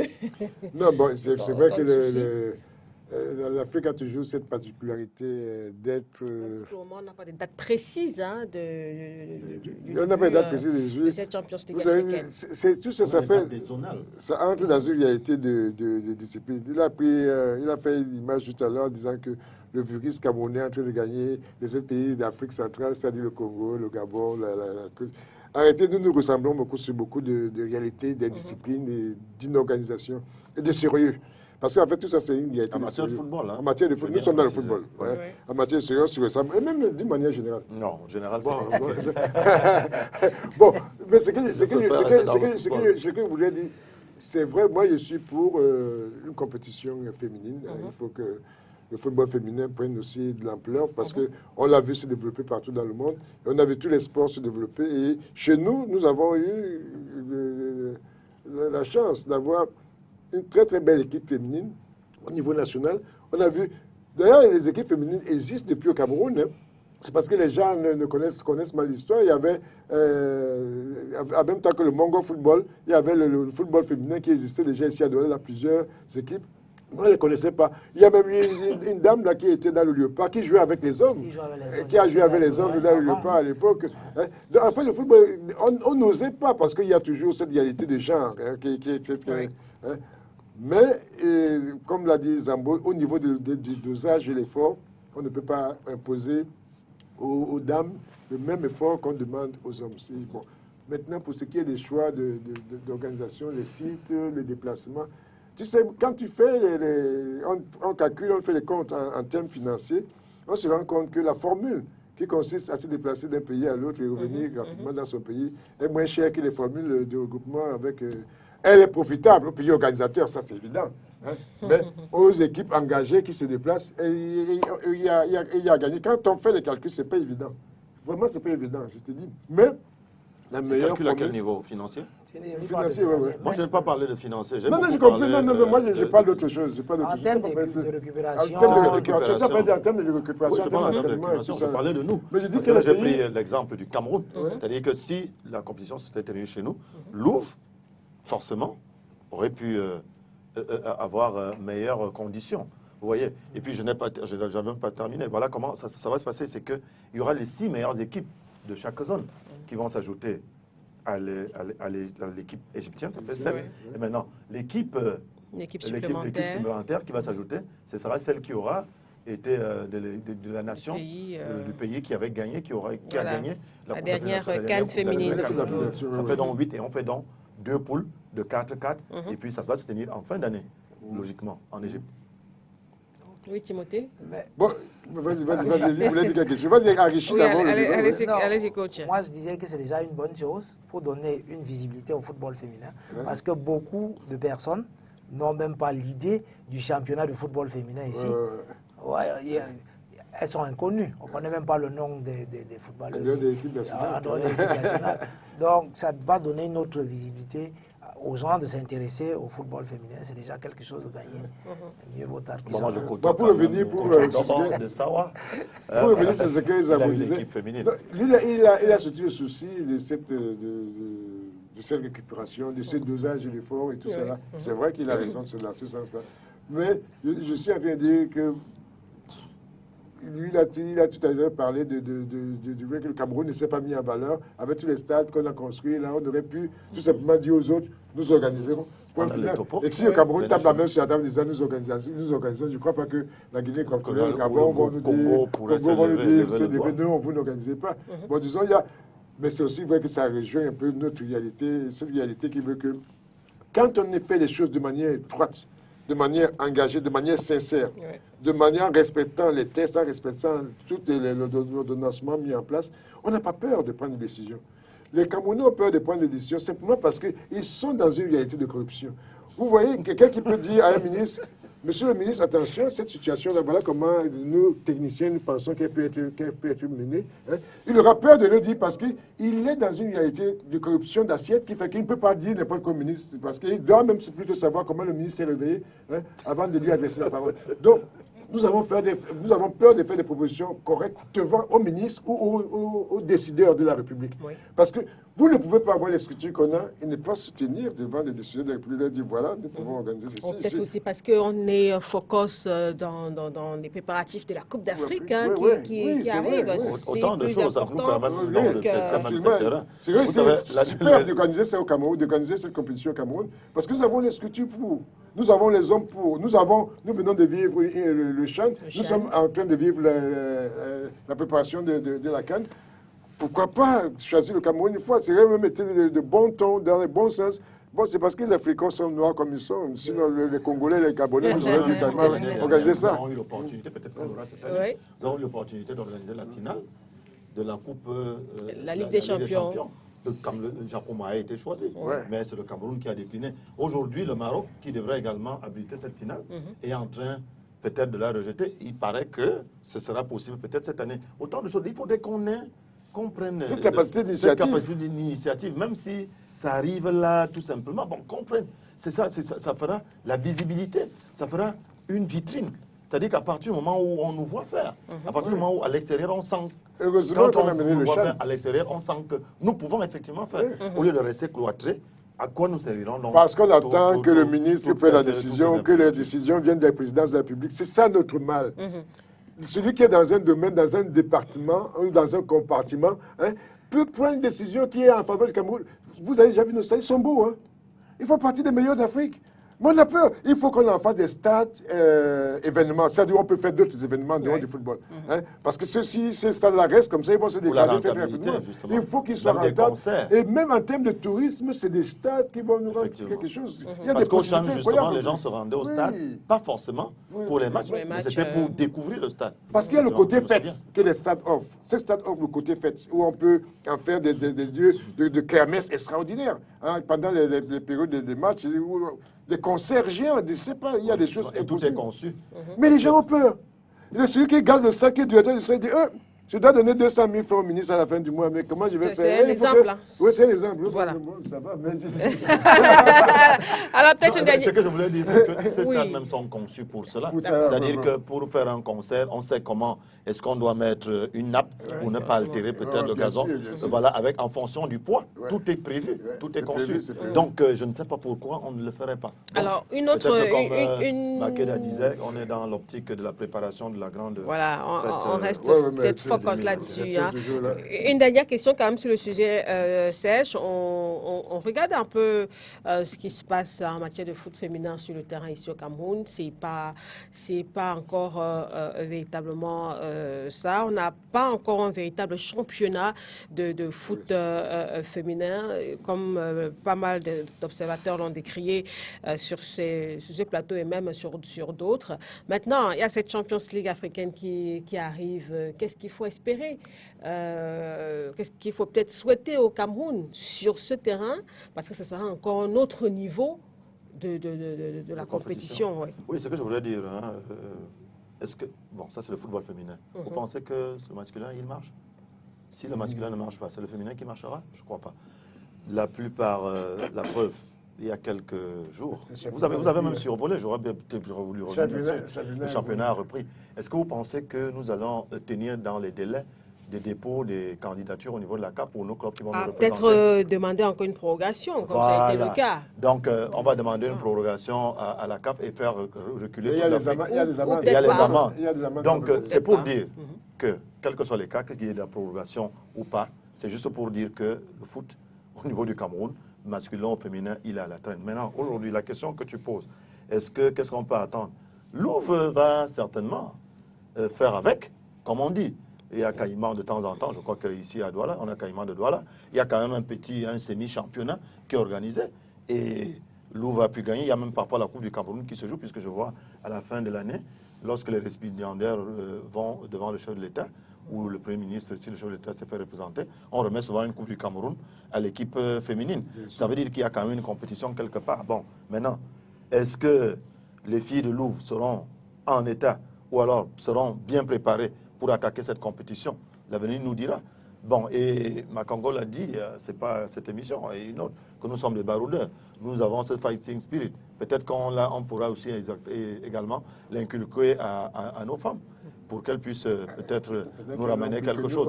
Et puis, c'est juste la première édition. Vous voyez un peu, quand je regarde de ce côté-là, l'Égypte, c'est pas très fort.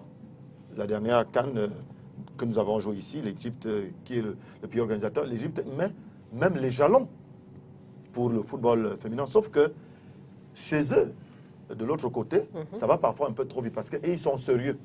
Parce qu'au moment où sur 20 ans, vous pouvez faire 20 ans et ils font le travail de 20 ans en 4-5 ans. Parce que c'est sérieux. C'est là le risque.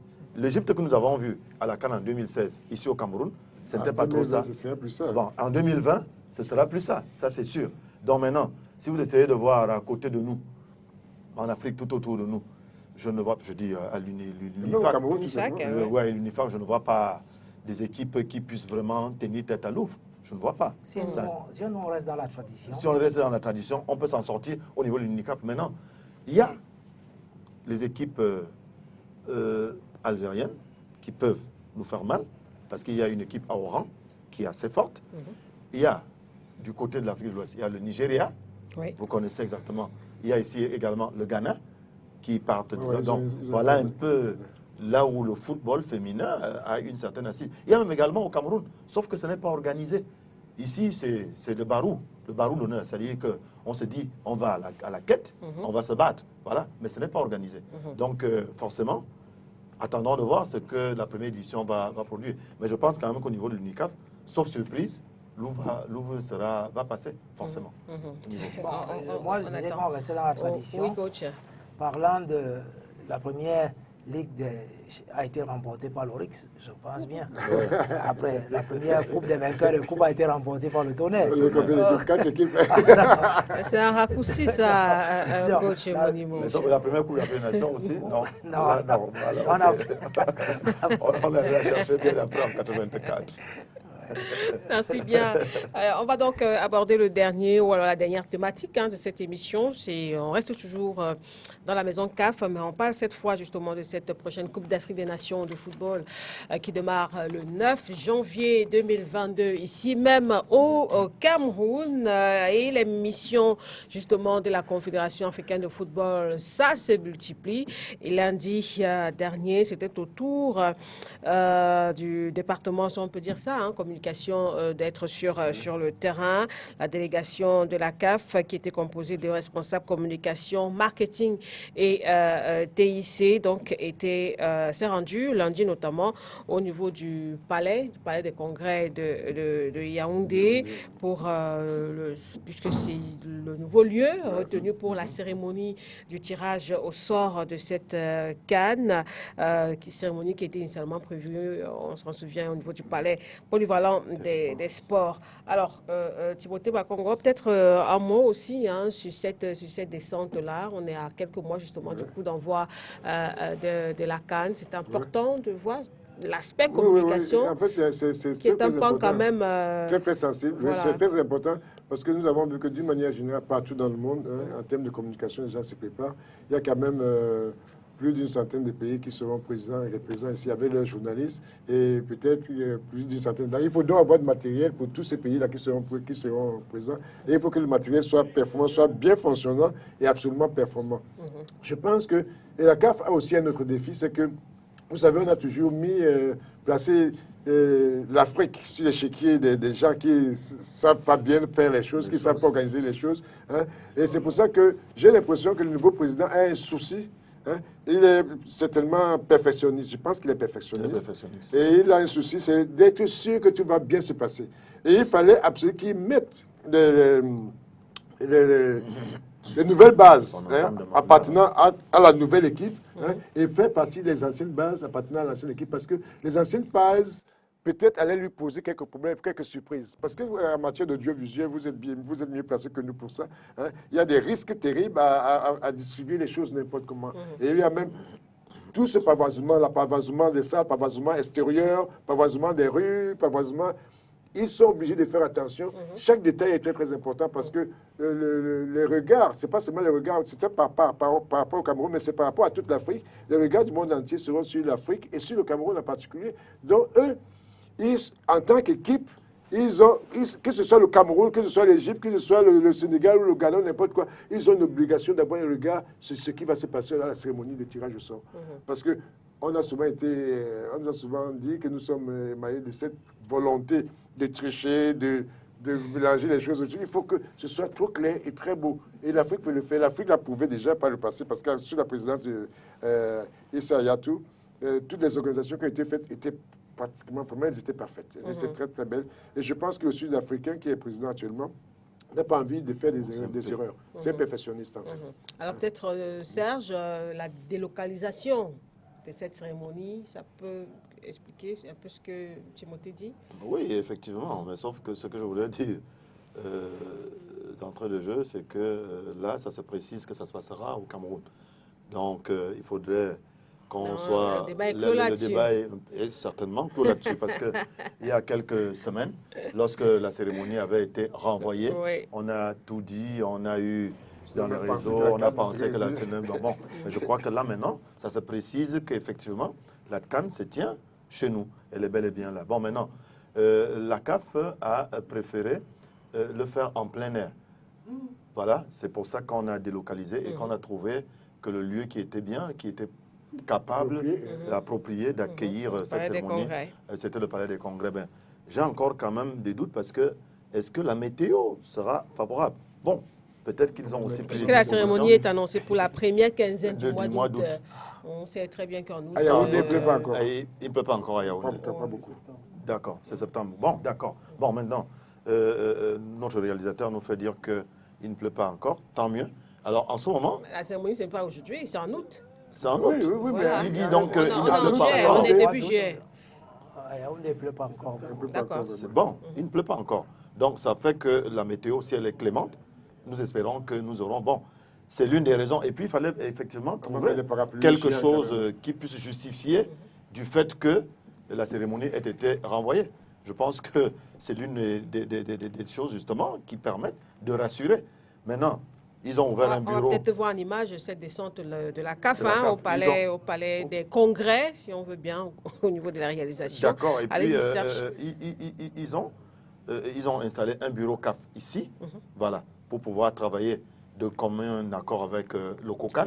Je crois qu'en ce moment, l'osmose est là, elle est parfaite. Bon, on a aussi eu également un souci avec l'annonceur et la batterie de personnes qui devraient faire. Je crois qu'aussi, certainement à ce niveau, le problème a dû être géré parce qu'il paraît que le Cameroun avait déjà même commencé les paiements. Nous avons aussi également vu les sites qui apparemment étaient des sites qui pouvaient être des sites à problème. Nous avons vu le ministre déplacé du côté de Garoua, où les 2 hôtels sont déjà presque à terme. Nous l'avons vu au niveau de Bafoussam également. Donc, je crois que les lampions sont bel et bien ouverts pour dire que la CAN va se tenir chez nous. Bon, maintenant, je crois que la CAF, une fois de plus, je suis à la cérémonie. Je crois qu'ils sont là, ils ont vu, les travaux sont en cours. Et ce que nous souhaitons, justement, c'est que à la fin donc des travaux, qu'ils rendent donc une copie officielle pour que le public soit édifié et afin que nul n'en ignore. Parce que si vous venez, vous faites votre visite, vous descendez sur le terrain, vous prenez vos notes, comme on le voit sur les images, vous prenez vos notes et autres, et vous ne rendez pas public, vous laissez toujours encore les gens dans l'expectative. Mais quand même, on a pu voir aussi les différentes missions de la CAF. C'était pas toujours des résolutions.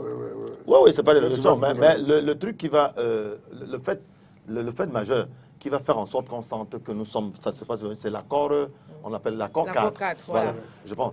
Et puis, il se pourrait, dans les réseaux, que les rapports que M. Bafoué, c'est ça?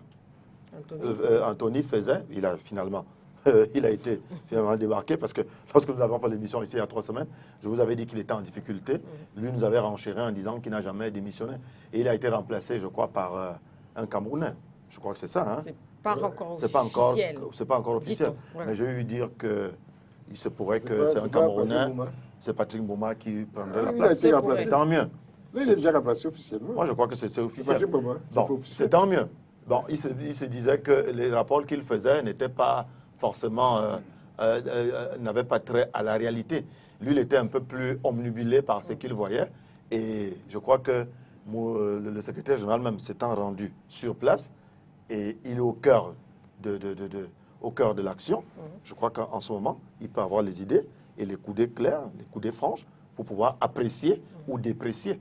Et ce que je souhaite, comme je l'ai dit tantôt tout à l'heure, c'est qu'au terme de ces visites, qu'on puisse donc, les cellules de communication du ministère et même du COCAN, je crois qu'il y en a une, et peut-être même de la CAF, il y en a 3, que quelqu'un vienne donc nous dire officiellement que voici ce qui a été dit. Et voilà peut-être ce qu'il faut faire ou ce qu'il faut refaire. Là, on est édifié et on n'est plus dans le doute. Les spectateurs ne sont pas les juges, c'est pas Non, nous ne sommes pas les juges, mais qu'on soit au moins édifiés. Nous ne sommes pas les juges. Parce qu'il y avait le doute qui s'était installé dans nos chaumières. Se tiendrait-elle ici? Mon fils me demande, ou alors tu es au quartier, on a l'habitude de me voir à la télé. Monsieur Zambo, est-ce que vous êtes sûr que la CAN se tiendra? Il y a des journalistes très virulents qui disent que la CAN ne se tiendra jamais ici. Je ne veux pas citer le nom. Il y en a qui le disent encore. Il y a des gens qui le disent. Et non, nous avons dit qu'ils sont mal informés. Bon, d'accord. Ils ont aussi dit que le champ ne se tiendra pas. Il s'est tenu. Ce que nous souhaitons, moi je dis, quand on est Camerounais, c'est vrai, il faut aller voir la chose de plus près. Mais il faut, quand on est Camerounais, il faut avoir au moins la fierté de dire qu'on a osé. Quand on a osé, si on ose, on peut. Et si on peut, c'est possible. Donc pour moi, voilà. Alors, de manière globale, peut-être le coach, peut-être Paul, on a parlé de des préparatifs, de cette cérémonie de tirage au sort de la prochaine CAN. Si on s'arrêtait un peu rapidement sur le plan sportif, parce que ça c'est aussi important, les Lions indomptables qui sont donc appelés à jouer cette compétition. Et en attendant peut-être l'objectif officiel qui sera donc donné à cette équipe.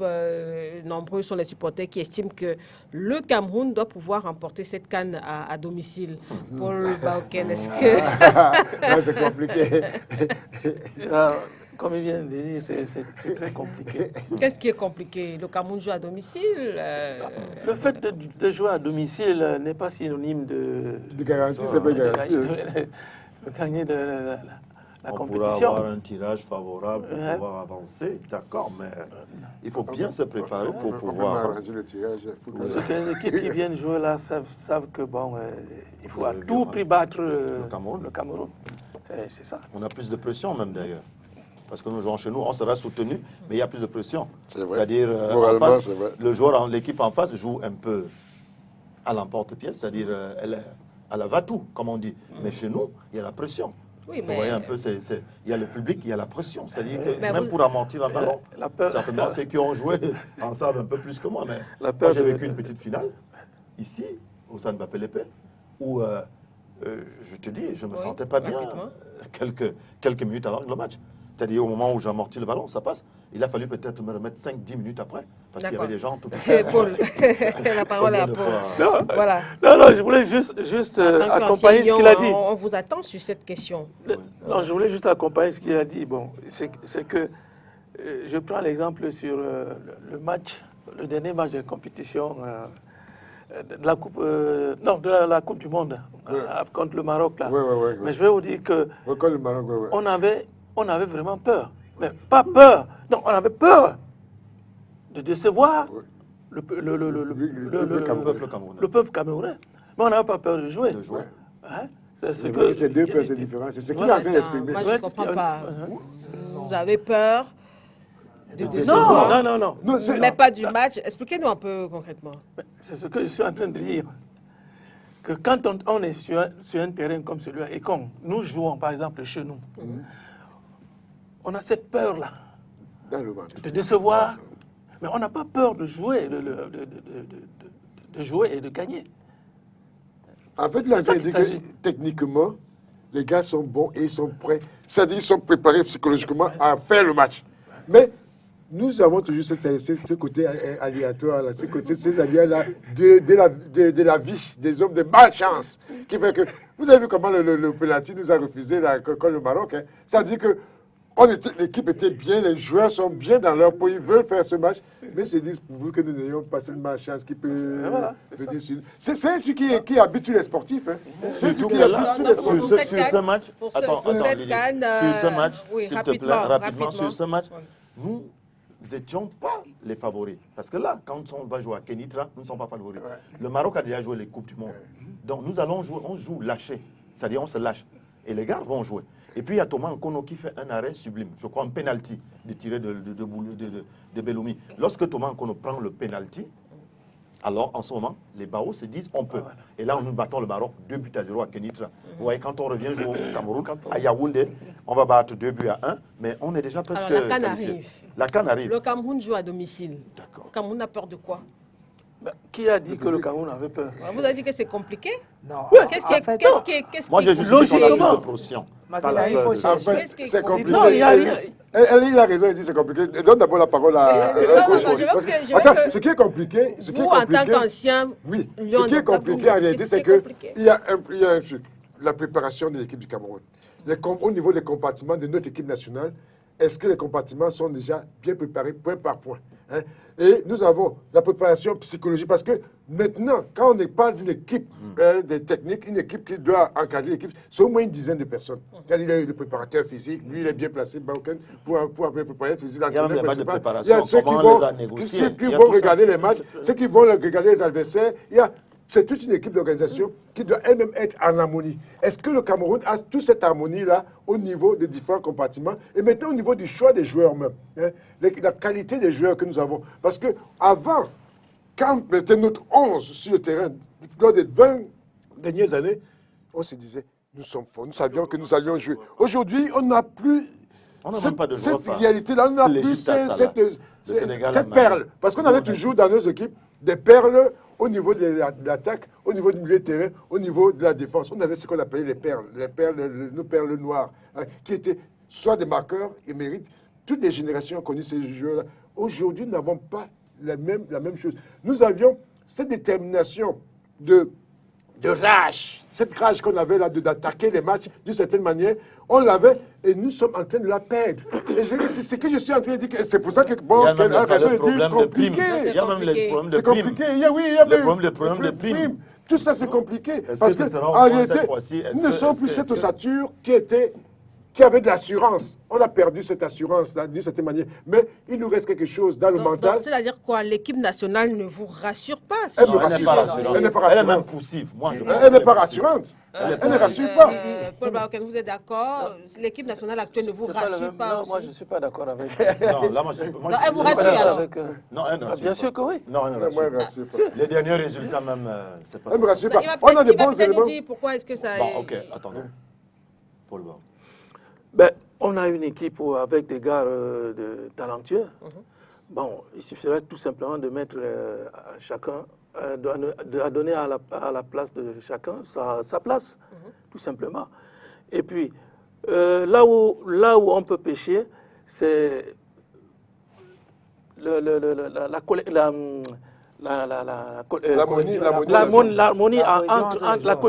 cohésion entre les joueurs ne se fait pas encore voir. Là, on risque d'avoir des problèmes. Ce qui va être... Oui. Ça devient compliqué. Il y a aussi le fait que nous n'avons même pas de meneur de jeu. Hein. Oui, on n'a pas un meneur de jeu. C'est vrai. On n'a pas de meneur de jeu. Dans les multiples détails. Ce qui peut nous rassurer, c'est les matchs de préparation. Voilà. C'est le sparring.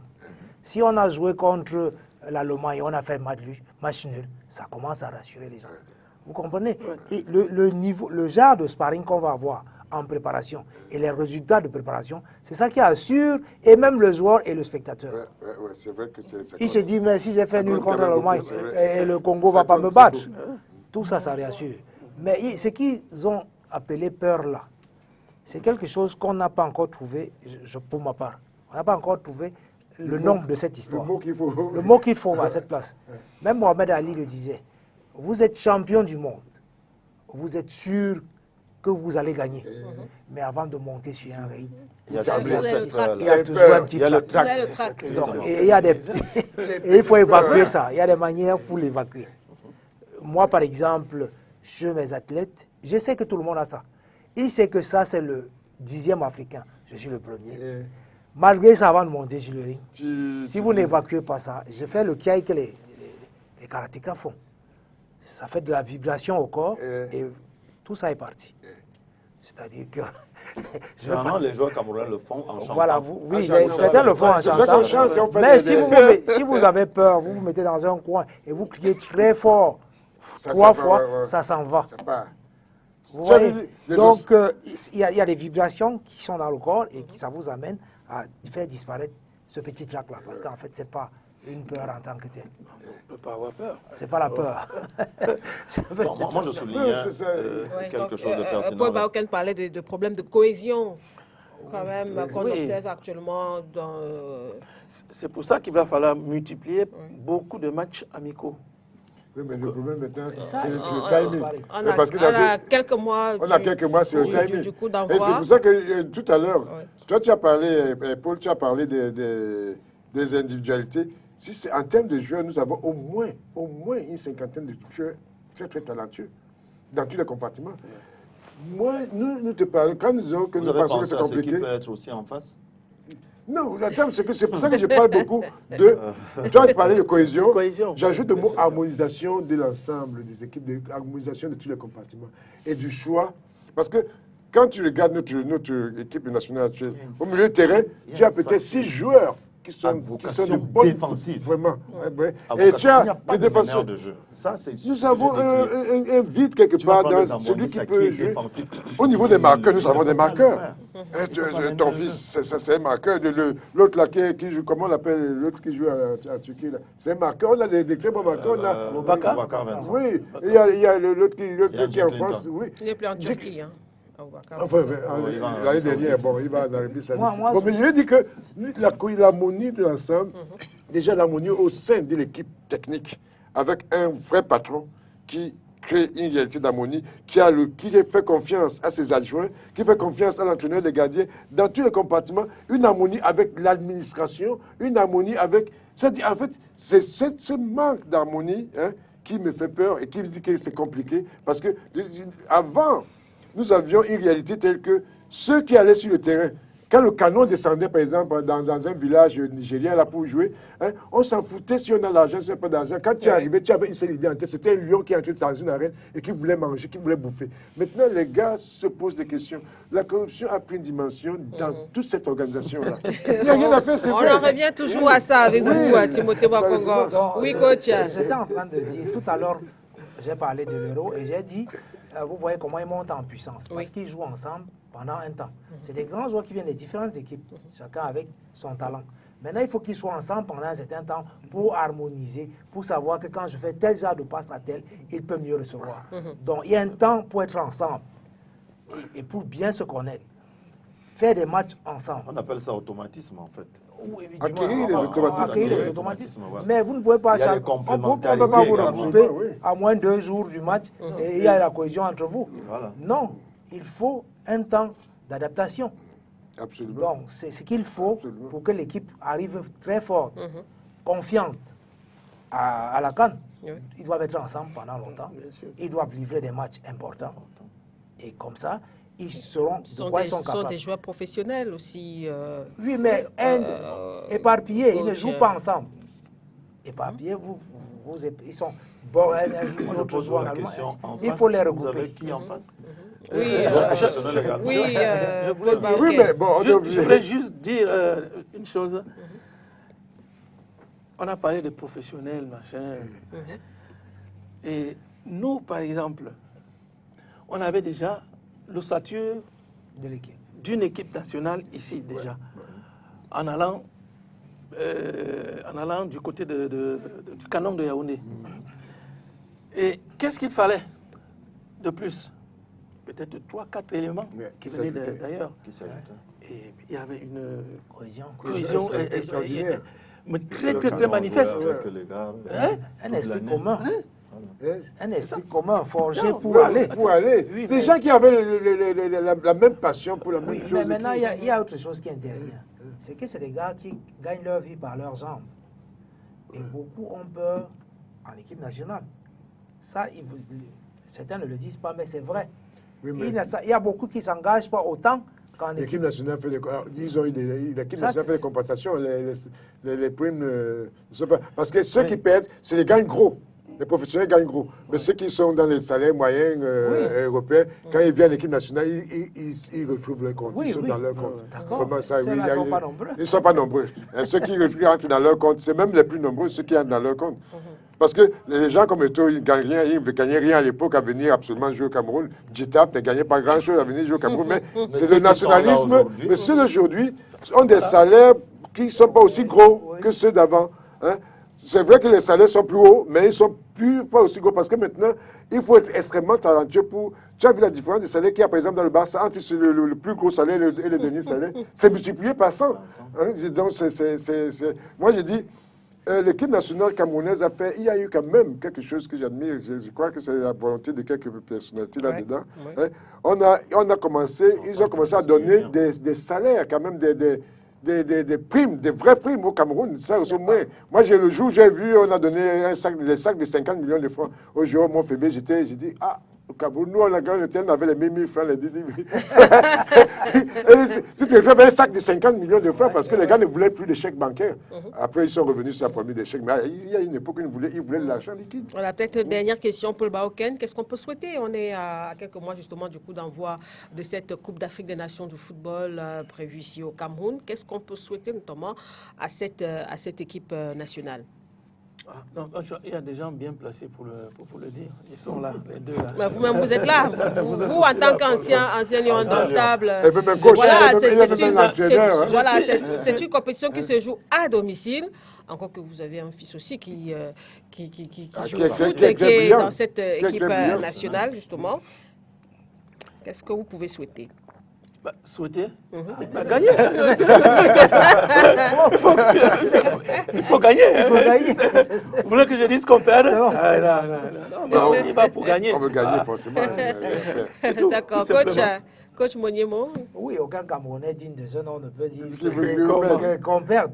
Au contraire, même quand vous avez l'impression que ça vous énerve et vous entendez que le Cameroun vient d'encaisser, vous retournez complètement. C'est-à-dire que c'est dans le sang. Nous sommes naturels. On veut gagner. On veut gagner, ça c'est sûr. On veut gagner.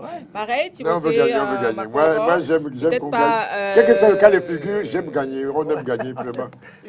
Nous aimons gagner. Avoir une bonne préparation aussi. Hein. Bon, la préparation, c'est ce qu'on a décrié tout à l'heure. On a décrié la préparation tout à l'heure, mais je dis, quel que soit le cas de figure, même si nous sommes mal préparés, quand une équipe camerounaise est là devant, il faut qu'il gagne. Serge, oui, mais moi je même sans meneur de jeu, comme vous insistez là-dessus. Un peu comme un élève qui était en classe qui disait jamais rien, et puis un professeur qui pose la question, qui dit qui peut dire mieux. Le gars lève le doigt, il se met debout, il dit mieux. Ça, c'est un peu les réponses qu'on est en train de donner. Il dit mieux, puisque le professeur a juste qui peut dire mieux. Qui peut dire mieux. Donc, pour moi, le souhait, effectivement, c'est de gagner. C'est de gagner. C'est Eric Ngando, l'organisateur. Je crois qu'il n'avait pas encore compris le sens de votre phrase. Il n'avait pas compris le sens de ce que Lydie disait. C'est de gagner, effectivement, mais pour le faire, il faut absolument des préalables. Et dans les préalables, je crois que Timothée Makongo a parlé de ça. Mais moi, je suis Camerounais, je veux bien qu'on gagne. Je dis que quand je vois cette équipe, elle est, pour moi, jusqu'ici, par rapport au dernier match que j'ai vu, elle est poussive. Ouais. Voilà, mais peut mieux faire. Peut mieux faire. Voilà. On aura l'occasion évidemment de revenir parler de cette Coupe d'Afrique des Nations qui va se tenir ici même au Cameroun. Vraiment. Merci Eric Ngando. Merci Serge Zambo, Timothée Makongo, coach Moniemo, Paul Baoken, toute l'équipe technique. Merci à vous, mesdames, messieurs, de nous avoir regardé ce mercredi soir. On se retrouve la semaine prochaine. Au revoir. Merci. Comment vous répondez? Merci.